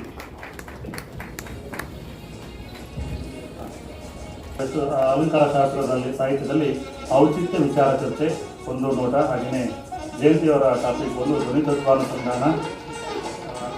ಎಲ್ಲರೂ ಕೂಡ ಅತ್ಯುತ್ತಮ ಮಾಡಿದರೆ ಅದರಲ್ಲಿ ಕೆಲವು ಆಯ್ದ ಒಂದು ಪತ್ರಿಕೆಗಳನ್ನು ನಾವು ಶ್ರೀಯುತರು ರಾಜಭವನ ರಾಜ್ಯಪಾಲರ ವಿಶೇಷ ಕಾರ್ಯದರ್ಶಿಗಳು ಅವರ ಒಂದು ಹೃದಯ ವೈಶಾಲ್ಯತೆ ಇದ್ದುದಕ್ಕೆ ಅವರು ರಾಜಭವನದಲ್ಲಿ ರಾಜ ಮರ್ಯಾದೆಗಳೊಂದಿಗೆ ಅವರು ಆ ಒಂದು ಸೇವೆಯನ್ನು ಸಲ್ಲಿಸ್ತಾ ಇದ್ದಾರೆ. ಶ್ರೀಯುತರಿಗೆ ಅನಂತ ಧನ್ಯವಾದಗಳನ್ನ ಹೇಳ್ತಾ ಈ ಕಾರ್ಯಕ್ರಮದಲ್ಲಿ ಮುಖ್ಯ ಅತಿಥಿಗಳಾಗಿ ಭಾಗವಹಿಸಿದ್ದಾರೆ.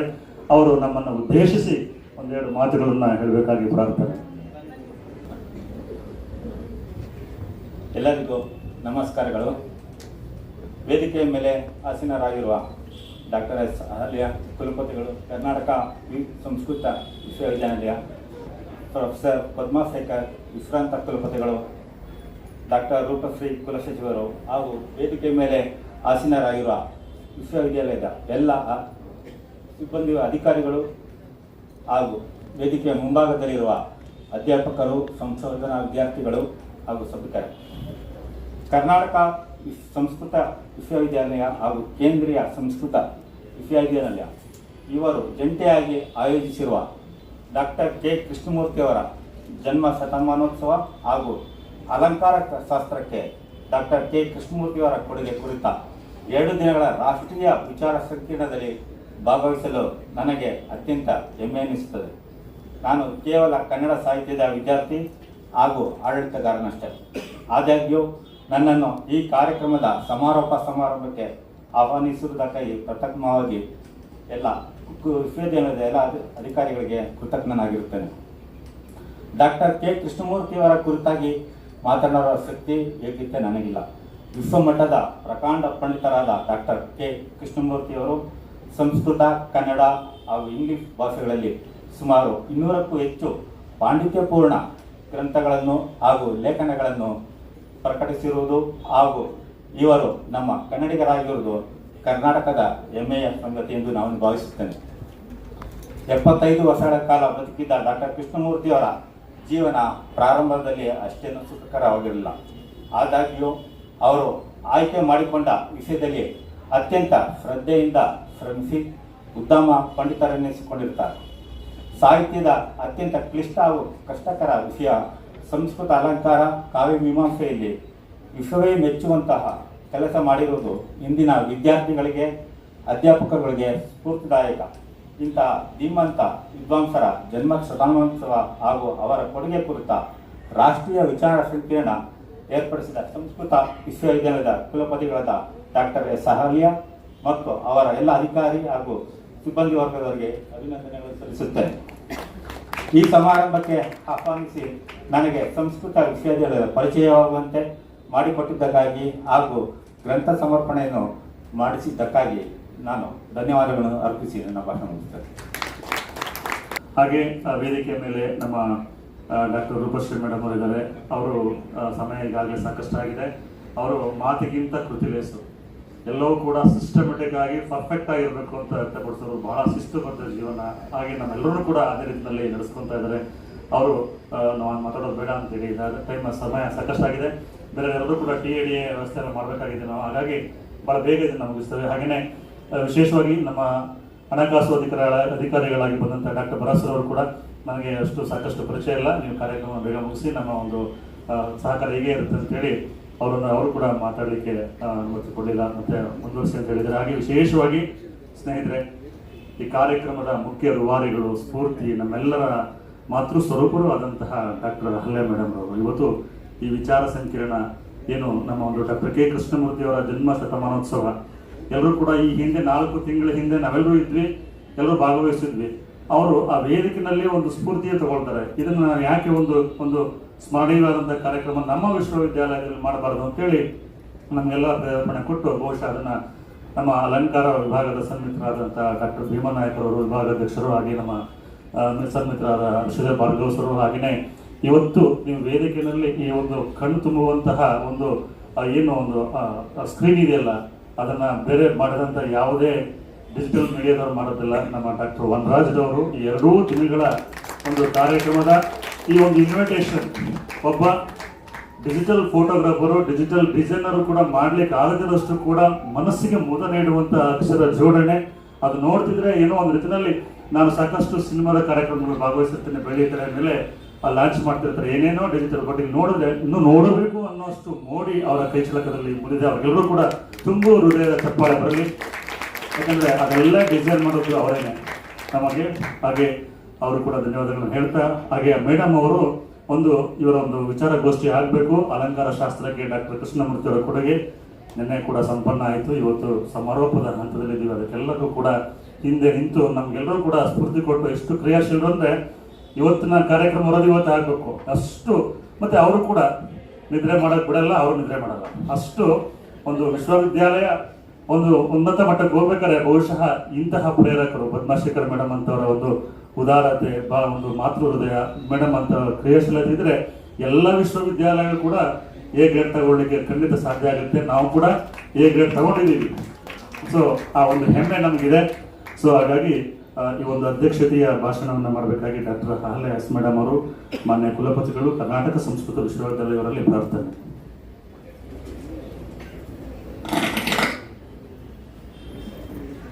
ವಾಗರ್ಥಾವಿವ ಸಂಪೃಕ್ತೌ ವಾಗರ್ಥ ಪ್ರತಿಪತ್ತಯೇ ಜಗತಃ ಪಿತರೌ ವಂದೇ ಪಾರ್ವತಿ ಪರಮೇಶ್ವರಂ.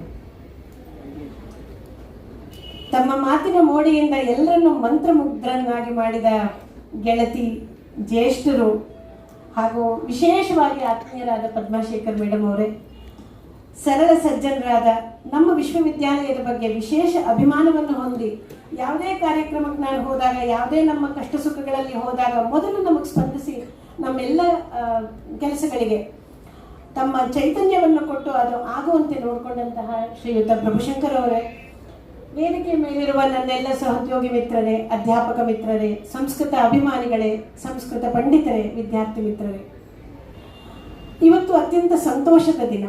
ತುಂಬ ಅಚ್ಚುಕಟ್ಟಾಗಿ 2 ದಿನಗಳ ಕಾಲ ನಮ್ಮ ವಿಶ್ವವಿದ್ಯಾಲಯದ ಅಲಂಕಾರ ವಿಭಾಗದವರು ನಡೆಸಿಕೊಟ್ಟ ಈ ಕಾರ್ಯಕ್ರಮ, ಅಂತೆ ನಮ್ಮ ಪ್ರಸಾರಾಂಗದವರು ನಡೆಸಿಕೊಟ್ಟಂಥ ಈ ಗ್ರಂಥ ಪುರಸ್ಕಾರ ನನ್ನ ಮನಸ್ಸಿಗಂತೂ ಅತೀವ ಹರ್ಷವನ್ನು ತಂದಿದೆ. 2 ದಿನಗಳ ಕಾಲ ಅತ್ಯಂತ ರಸದೌತಣವನ್ನು ಬಡಿಸಿ ನಾಡಿನ ಹೆಸರಾಂತ ವಿದ್ವಾಂಸರು, ಪಂಡಿತರು ಬಂದು ಕೆ ಅವರ ಬಗ್ಗೆ, ಕೆ ಕೃಷ್ಣಮೂರ್ತಿಯವರ ಬಗ್ಗೆ ತುಂಬ ವಿಶದವಾಗಿ ಅವರ ಒಂದೊಂದು ಕೃತಿಯ ಬಗ್ಗೆ ಅಥವಾ ಯಾವ ವಿಷಯ ಜನರಿಗೆ ಮುಟ್ಟಬೇಕು ಅದನ್ನು ಅವರು ಎಲ್ಲರೂ ತಿಳಿಸ್ಕೊಟ್ಟಿದ್ದು, ಅದನ್ನು ಸಂಪೂರ್ಣವಾಗಿ ಎಲ್ಲರೂ ಇದ್ದು ಅದನ್ನು ಅರ್ಥ ಮಾಡಿಕೊಂಡು ಗ್ರಹಿಸಿ ಆ ರಸಾಸ್ವಾದ ಮಾಡಿದ್ದು ಒಂದು ವಿಶೇಷವಾದ ಸಾರ್ಥಕತೆಯನ್ನು ತಂದುಕೊಟ್ಟಿದೆ. ಇಷ್ಟನ್ನು ಹೇಳ್ತಾ ಮೇಡಮ್ ಅವರು ತಮ್ಮ ಮಾತಿನಲ್ಲಿ ಎಲ್ಲವನ್ನೂ ತಂದುಬಿಟ್ರು. ಸುಖ ದುಃಖ, ಜೀವನದ ಬೇರೆ ಬೇರೆ ಆಯಾಮಗಳು, ತಾವು ಕೂತ್ಕೊಂಡು ಓದಿ ಅಲ್ಲೆಲ್ಲಿಂದ ದಂಪತಿ ಅವರನ್ನು ನೋಡಿ ಮದುವೆ ಆಗಿ ದಂಪತಿಗಳಾಗಿದ್ದರಿಂದ ಹಿಡಿದು ಎಲ್ಲವನ್ನೂ ಅವರು ಇಲ್ಲಿ ತಂದಾಗ ನನಗೆ ಅನಿಸಿದ್ದು ಒಂದೇ ಮಾತು, ಬುದ್ಧಿವಂತರಿದ್ದರಲ್ಲ ನಮಗೂ ಹಿಂದೆಯೂ ಇಲ್ಲಿ ಕೃತ ಪರಿಶ್ರಮರು ಜನಕ್ಕೆ ಹಿತಚಿಂತಕರು. ಬುದ್ಧಿವಂತರಿದ್ದರಲ್ಲ ನಮಗೂ ಹಿಂದೆಯೂ ಇಲ್ಲಿ ಕೃತ ಪರಿಶ್ರಮರು ಜನಕ್ಕೆ ಹಿತಚಿಂತಕರು. ಅತಿ ವೈದ್ಯದಿಂದ ಹೊಸರುಜಿನ ಕೆಳೆಯಾದೀತು ಮಿತಿಯೂ ನವೀಕರಣ ಮಂಕುತಿಮ್ಮ ಅಂತ ನೋಡ್ತಿದ್ದಾಗ ನನಗೆ ತುಂಬ ಅನಿಸಿದ್ದು, ಸಾಹಿತ್ಯವನ್ನು ಕಳ್ಕೊಂಡು ಎಷ್ಟು ಸೊರಗಿದೆ ಸಮಾಜ, ಎಷ್ಟು ನಾವು ಬಡವಾಗಿದ್ದೀವಿ ಅಂತ. ಕಡಲೆಕಾಯಿ ಹುರಿಟ್ಟು ಕೊಡ್ತಿದ್ದ ಆನಂದ, ಒಂದು ಅಂಗಳದಲ್ಲಿ ಕೂತ್ಕೊಂಡು ಒಬ್ರಿಗೊಬ್ರು ಅದನ್ನ ಆ ಒಂದು ಪುಸ್ತಕದ ಬಗ್ಗೆ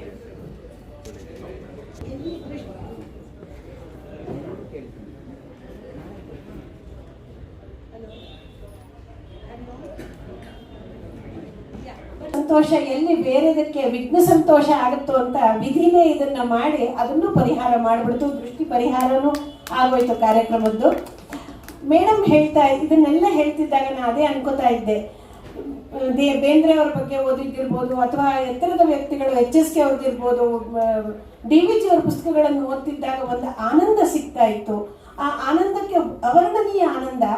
ಅದನ್ನ ಇವತ್ತಿನ ಜನಾಂಗ ಕಳ್ಕೊಂಡಿದೆ, ಇವತ್ತಿನ ಜನತೆ ಕಳ್ಕೊಂಡಿದೆ. ಸಾಹಿತ್ಯದಿಂದ ದೂರವಾಗಿ ಎಷ್ಟು ಸೊರಗಿದೀವಿ ನಾವು ಅಂತ ಅನ್ನಿಸ್ತಾ ಇತ್ತು. ಯಾವ ವಿದೇಶಿ ಆಹಾರ ಪಾನೀಯಗಳು ನೀಡದ ಒಂದು ಆನಂದವನ್ನ, ಒಂದು ಮತ್ತನ್ನ ನೀಡುವಂತ ಒಂದು ಗಮ್ಮತ್ತು ಸಾಹಿತ್ಯದಲ್ಲಿದೆ ಅಂತ ಅನ್ಸುತ್ತೆ. ಅದನ್ನ ಕಳ್ಕೊಂಡಿದ್ದೀವಿ. ಅದನ್ನ ಇವತ್ತೊಂದು ಪುನಃ ಈ 2 ದಿನಗಳಲ್ಲಿ ನಾವು ಅದನ್ನ ನೋಡಿದ್ವಿ. ಎಲ್ಲರೂ ಹೇಳಿದ್ರು ನಿನ್ನೆಯಿಂದ. ಮೇಡಮ್ ಇವತ್ತೊಂದು ಕೃಷ್ಣಮೂರ್ತಿ ಅವ್ರ ಬಗ್ಗೆ ಬಯೋಪಿಕ್ ಕೊಟ್ಟಂಗೆ ಕೊಟ್ಟರು.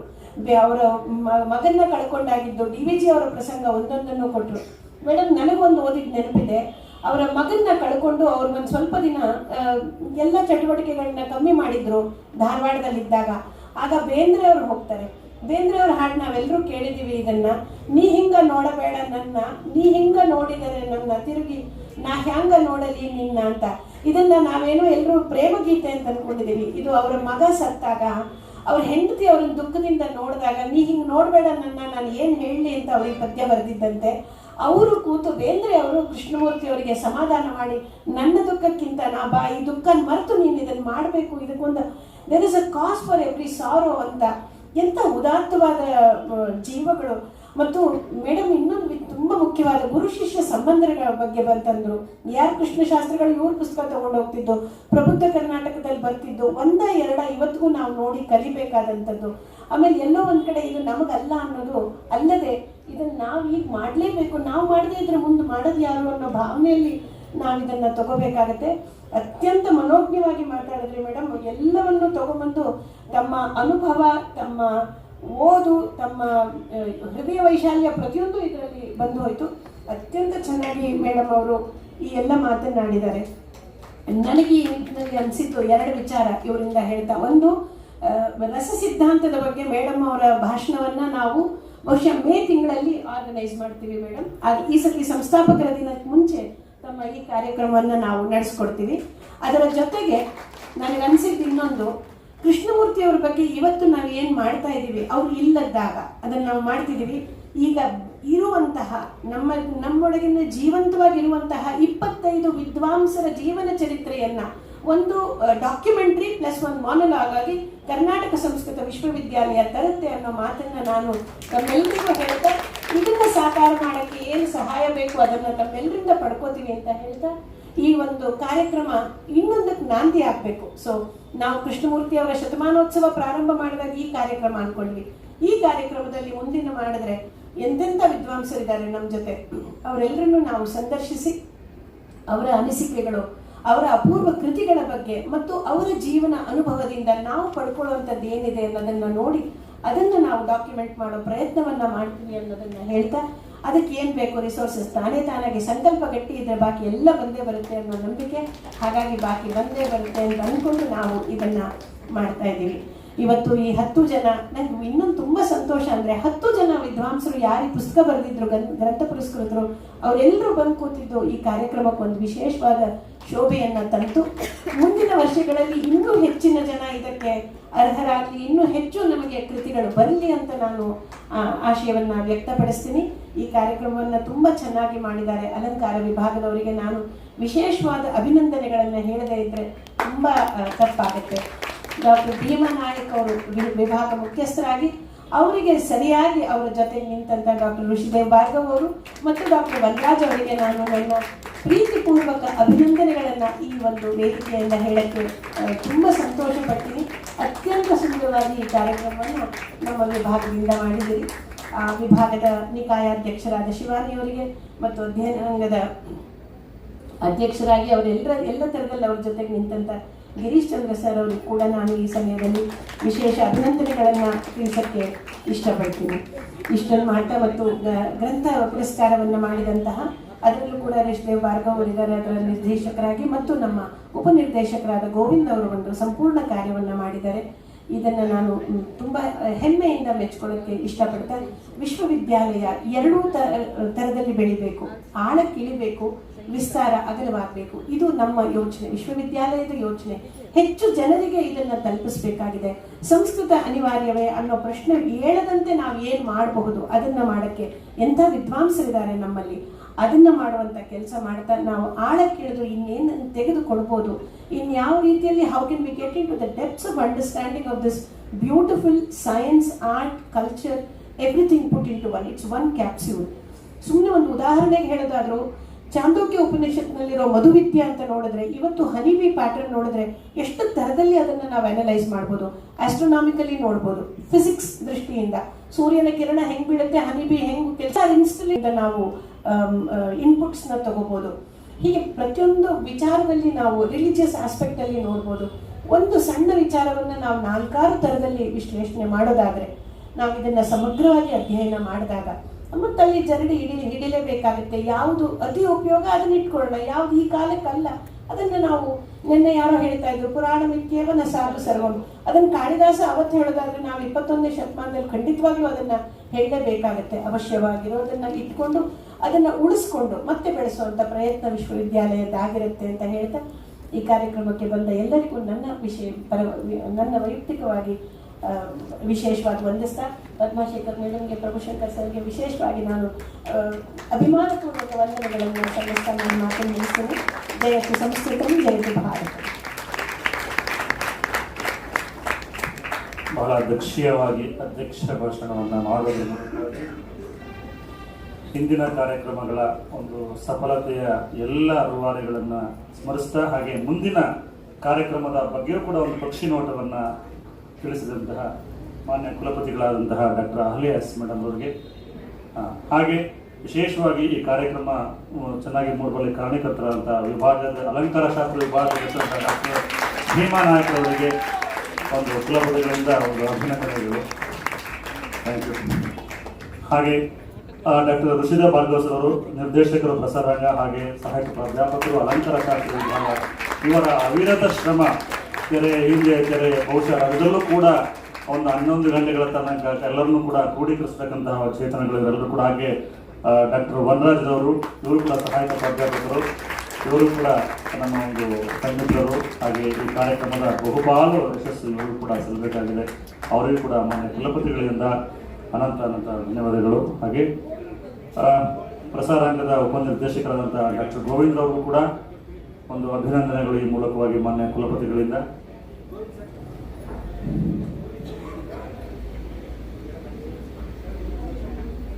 ಪರೋಕ್ಷ ಕೆಲವರು ಮುಂದೆ ಇದ್ರಿ, ಕೆಲವರು ಹಿಂದೆ ಲಾಸ್ಟಲ್ಲಿ ನಮ್ಮ ಮಾನ್ಯ ಕರ್ನಾಟಕ ಸಂಸ್ಕೃತ ವಿಶ್ವವಿದ್ಯಾಲಯದ ಹಸ್ತಪ್ರತಿಶಾಸ್ತ್ರ ವಿಭಾಗದ ಮುಖ್ಯಸ್ಥರು, ಹಾಗೆ ಸಂಸ್ಕೃತ ವಿಶ್ವವಿದ್ಯಾಲಯದ ಬಹುತೇಕ ಎಲ್ಲ ಯಶಸ್ಸುಗಳಲ್ಲಿ ಬಹುಪಾಲು ಬರೋದು ಪರೀಕ್ಷಾ ವಿಭಾಗ ಅಚ್ಚುಕಟ್ಟಾಗಿದ್ರೆ ಆ ಒಂದು ಕಾರ್ಯವನ್ನ ಬಹಳ ರಾಮರಂತೆ ನಿಂತು ಹಗಲಿರುಳು ದುಡಿದು ನಿಮಗೆ ಸಮಯಕ್ಕೆ ಸರಿಯಾಗಿ ಫಲಿತಾಂಶವನ್ನು ಕೊಟ್ಟಂತ ನನ್ನ ಸಹೃದಯರಾದಂತಹ ಸನ್ಮಿತ್ರರಾದಂತಹ ಡಾಕ್ಟರ್ ರಾಮಕೃಷ್ಣ ಭಟ್ಕೇರವರು, ಮಾನ್ಯ ಪರೀಕ್ಷಾಂಗ ನಿಯಂತ್ರಕರು, ಅವರಿಗೂ ಕೂಡ ಈ ಒಂದು ವೇದಿಕೆ ಪರವಾಗಿ ಧನ್ಯವಾದಗಳನ್ನು ಹೇಳ್ತೇನೆ. ಹಾಗೆಯೇ ಎಲ್ಲ ವಿಭಾಗದ ಮುಖ್ಯಸ್ಥರು, ವಿಶೇಷವಾಗಿ ನಮ್ಮ ಹಸ್ತಪ್ರತಿಶಾಸ್ತ್ರ ವಿಭಾಗದ ಹಿರಿಯರಾದಂತಹ ಡಾಕ್ಟರ್ ನಾಮಣ್ಣ ಸರ್ ಅವರು, ಹಾಗೆ ಎಲ್ಲ ವಿಭಾಗದ ಟೀಮ್ಗಳು, ಹಾಗೆಯೇ IPSC ಹಿಂದಿನ ಹಾಗೂ ಇಂದಿನ ನಿರ್ದೇಶಕಗಳನ್ನು ಕೂಡ ನಾವು ಸ್ಮರಿಸ್ತಾ, ಹಾಗೆ IT ಸೆಲ್ ಅಂತಕ್ಕಂತಹ ಮಹಾವೀರ್ ಅವರಿಗೂ ಕೂಡ ನಾವು, ಯಾಕಂದ್ರೆ ಬಹುತೇಕ ಕೆಲವು ಆಡಳಿತಾತ್ಮಕವಾದಂತಹ ಕೆಲವು ವಿಚಾರಗಳಿಗೆ ಅವರು ಬಹುಪಾಲು ನಿಂತು ನಮಗೆಲ್ಲರೂ ಕೂಡ ಸ್ಯಾಲರಿ ಇರ್ಬೋದು ಅಥವಾ ಯಾವುದೇ ವಿಚಾರ ಕೂಡ ಮುಂದೆ ನಂಬಿ ನಮಗೆಲ್ಲರೂ ಕೂಡ ಸಹಾಯ ಮಾಡ್ತಾರೆ. ಅವರು ಕೂಡ ಧನ್ಯವಾದಗಳನ್ನು ಹೇಳ್ತಾ ಅವ್ರನ್ನೂ ಕೂಡ ನಾವೆಲ್ಲ ಸ್ಮರಿಸ್ಕೊಳ್ತಾ ಇದ್ದೀವಿ. ಮಹಾವೀರ್ ಅವರಿಗೆ ಧನ್ಯವಾದಗಳು. ಹಾಗೆ ಪ್ರತ್ಯಕ್ಷವಾಗಿ ಹಾಗೂ ಪರೋಕ್ಷವಾಗಿ ವಿಶೇಷವಾಗಿ ಈ ಕಾರ್ಯಕ್ರಮ ಚೆನ್ನಾಗಿ ಕಾಣಲಿಕ್ಕೆ ನೀವೆಲ್ಲರೂ ಕೂಡ ಸಾಕ್ಷಿಗಳು. ನಮ್ಮ ಕರ್ನಾಟಕ ಸಂಸ್ಕೃತ ವಿಶ್ವವಿದ್ಯಾಲಯದ ಎಲ್ಲ ವಿದ್ಯಾರ್ಥಿಗಳು ಕೂಡ ಎಲ್ಲಿ ಕಂಡ್ರು ಕೂಡ ಬಹಳ ಪ್ರೀತಿ, ಅದು ಅವರ ಒಂದು ಸಂಸ್ಕಾರ. ಎಲ್ಲ PhD ವಿದ್ಯಾರ್ಥಿಗಳು ಕೂಡ ಇವತ್ತು ವಿದ್ಯಾರ್ಥಿಗಳು ಅನ್ನೋ ರೀತಿಯಲ್ಲಿ ಅಷ್ಟು ಆತ್ಮೀಯತೆ, ವಿನಮ್ರತೆ, ಅದು ನಿಮ್ಮ ಸಂಸ್ಕಾರವನ್ನು ತೋರಿಸ್ಕೊಡ್ತಕ್ಕಂಥದ್ದು. ನೀವೆಲ್ಲರೂ ಕೂಡ ಈ 2 ದಿನಗಳ ಯಶಸ್ಸಲ್ಲಿ ನಿಮ್ಮ ಪಾಲಿದೆ. ಹಾಗಾಗಿ ನಿಮ್ಮೆಲ್ಲರೂ ಕೂಡ, ನಿಮ್ಮೆಲ್ಲರ ಹೆಸರು ಕೂಡ ನನ್ನ ಹೃದಯದಲ್ಲಿದೆ. ಹಾಗೆ ನನ್ನ ಗುರುಗಳಾದಂತಹ ಡಾಕ್ಟರ್ ಶ್ರುತಿಕೀರ್ತಿ ಮೇಡಮ್ ಅವರು ಶಿವಮೊಗ್ಗದಿಂದ ಬಂದಿದ್ದಾರೆ, ಅವರು ಕೂಡ ವಿಶೇಷವಾಗಿ ನಾನು ಧನ್ಯವಾದಗಳನ್ನು ಹೇಳ್ತೀನಿ. ಹಾಗೆಯೇ ಸ್ನೇಹಿತರೆ, ವಂದನಾರ್ಪಣೆ ಅಂತಕ್ಕಂಥದ್ದು ಒಂದು ಬಹುಮುಖ್ಯವಾದ ಜವಾಬ್ದಾರಿ. ಈ ಒಂದು ಜವಾಬ್ದಾರಿಯನ್ನು ನಮ್ಮ ಮಾನ್ಯ ಪ್ರಸಾರಾಂಗದ ನಿರ್ದೇಶಕರಾದಂತಹ ಗೋವಿಂದ್ರ ಅವರು ಈಗ ವೇದಿಕೆಗೆ ಬಂದು ಮಾನ್ಯ ಕುಲಪತಿಗಳಿಂದ ಅಭಿನಂದನೆಯನ್ನು ಸ್ವೀಕರಿಸಬೇಕಾಗಿ ಪ್ರಾರ್ಥನೆ.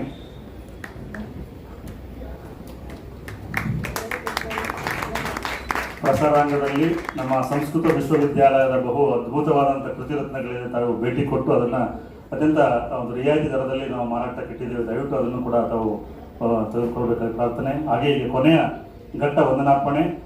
ಡಾಕ್ಟರ್ ಋಷಿಧರ್ ಭಾರ್ಗವ್ ಸರ್ ಅವರು, ಸಹಾಯಕ ಪ್ರಾಧ್ಯಾಪಕರು ಹಾಗೆ ನಿರ್ದೇಶಕರು, ಪ್ರಸಾರಾಂಗ, ಇವರನ್ನು ಪ್ರಾರ್ಥಿಸಿಕೊಳ್ತಾ ಇದ್ದಾರೆ.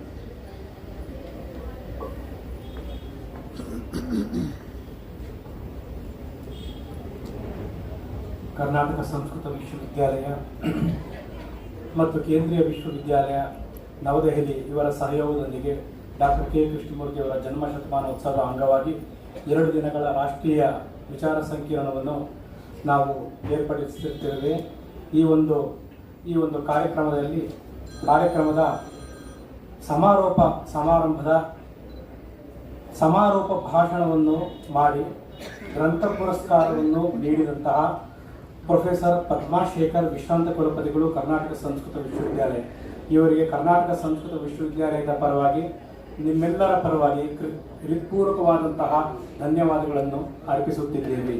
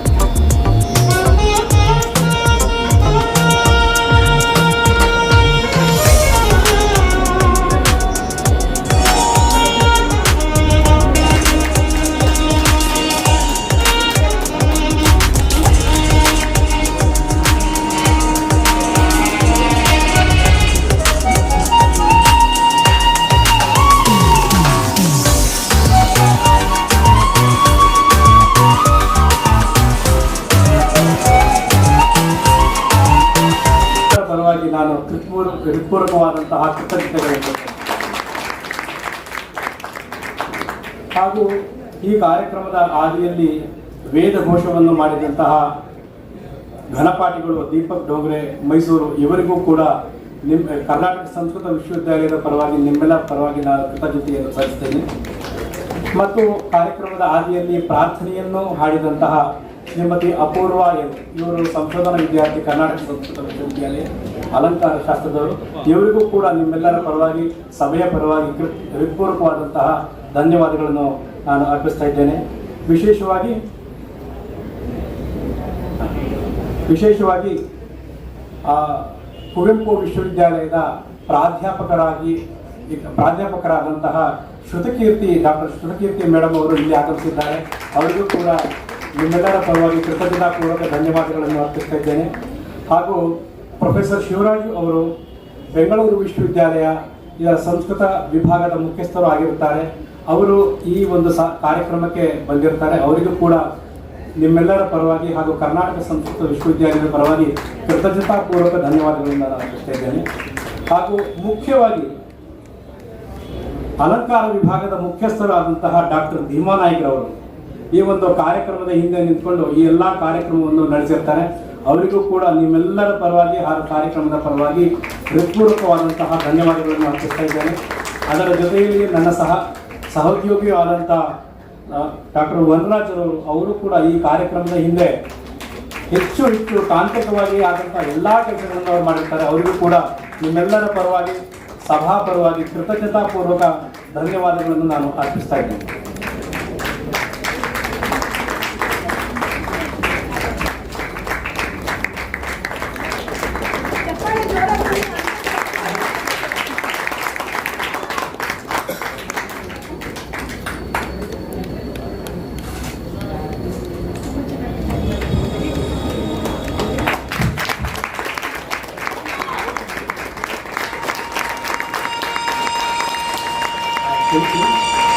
ವೇದಿಕೆ ಮೇಲಿರ್ತಕ್ಕಂಥ ಪ್ರೊಫೆಸರ್ ಗಿರೀಶ್ಚಂದ್ರ ಸರ್ ಅವರು, ಭಾಷಾ ನಿಕಾಯದ ಡಾಕ್ಟರ್ ಋಷಿದೇವ್ ಭಾರ್ಗವ್ ಸರ್ ಕೂಡ ಅನಂತ ಧನ್ಯವಾದಗಳನ್ನು ಹೇಳ್ತಾ, ಸ್ನೇಹಿತರೆ, ಕಾರ್ಯಕ್ರಮ ಸಂಪೂರ್ಣವಾಗಿ ಎಲ್ಲರ ಒಂದು ಉಪಸ್ಥಿತಿಯಲ್ಲಿ ಹಾರೈಕೆ ಆಶೀರ್ವಾದಗಳೊಂದಿಗೆ ಕಾರ್ಯಕ್ರಮ ಸಂಪನ್ನ ಆಗಿದೆ. ಈಗ ರಾಷ್ಟ್ರಗೀತೆಯೊಂದಿಗೆ ಕಾರ್ಯಕ್ರಮ ಸಂಪನ್ನ ಆಗುತ್ತೆ. ಎಲ್ಲರೂ ಕೂಡ ನಿಂತು ರಾಷ್ಟ್ರಗೀತೆ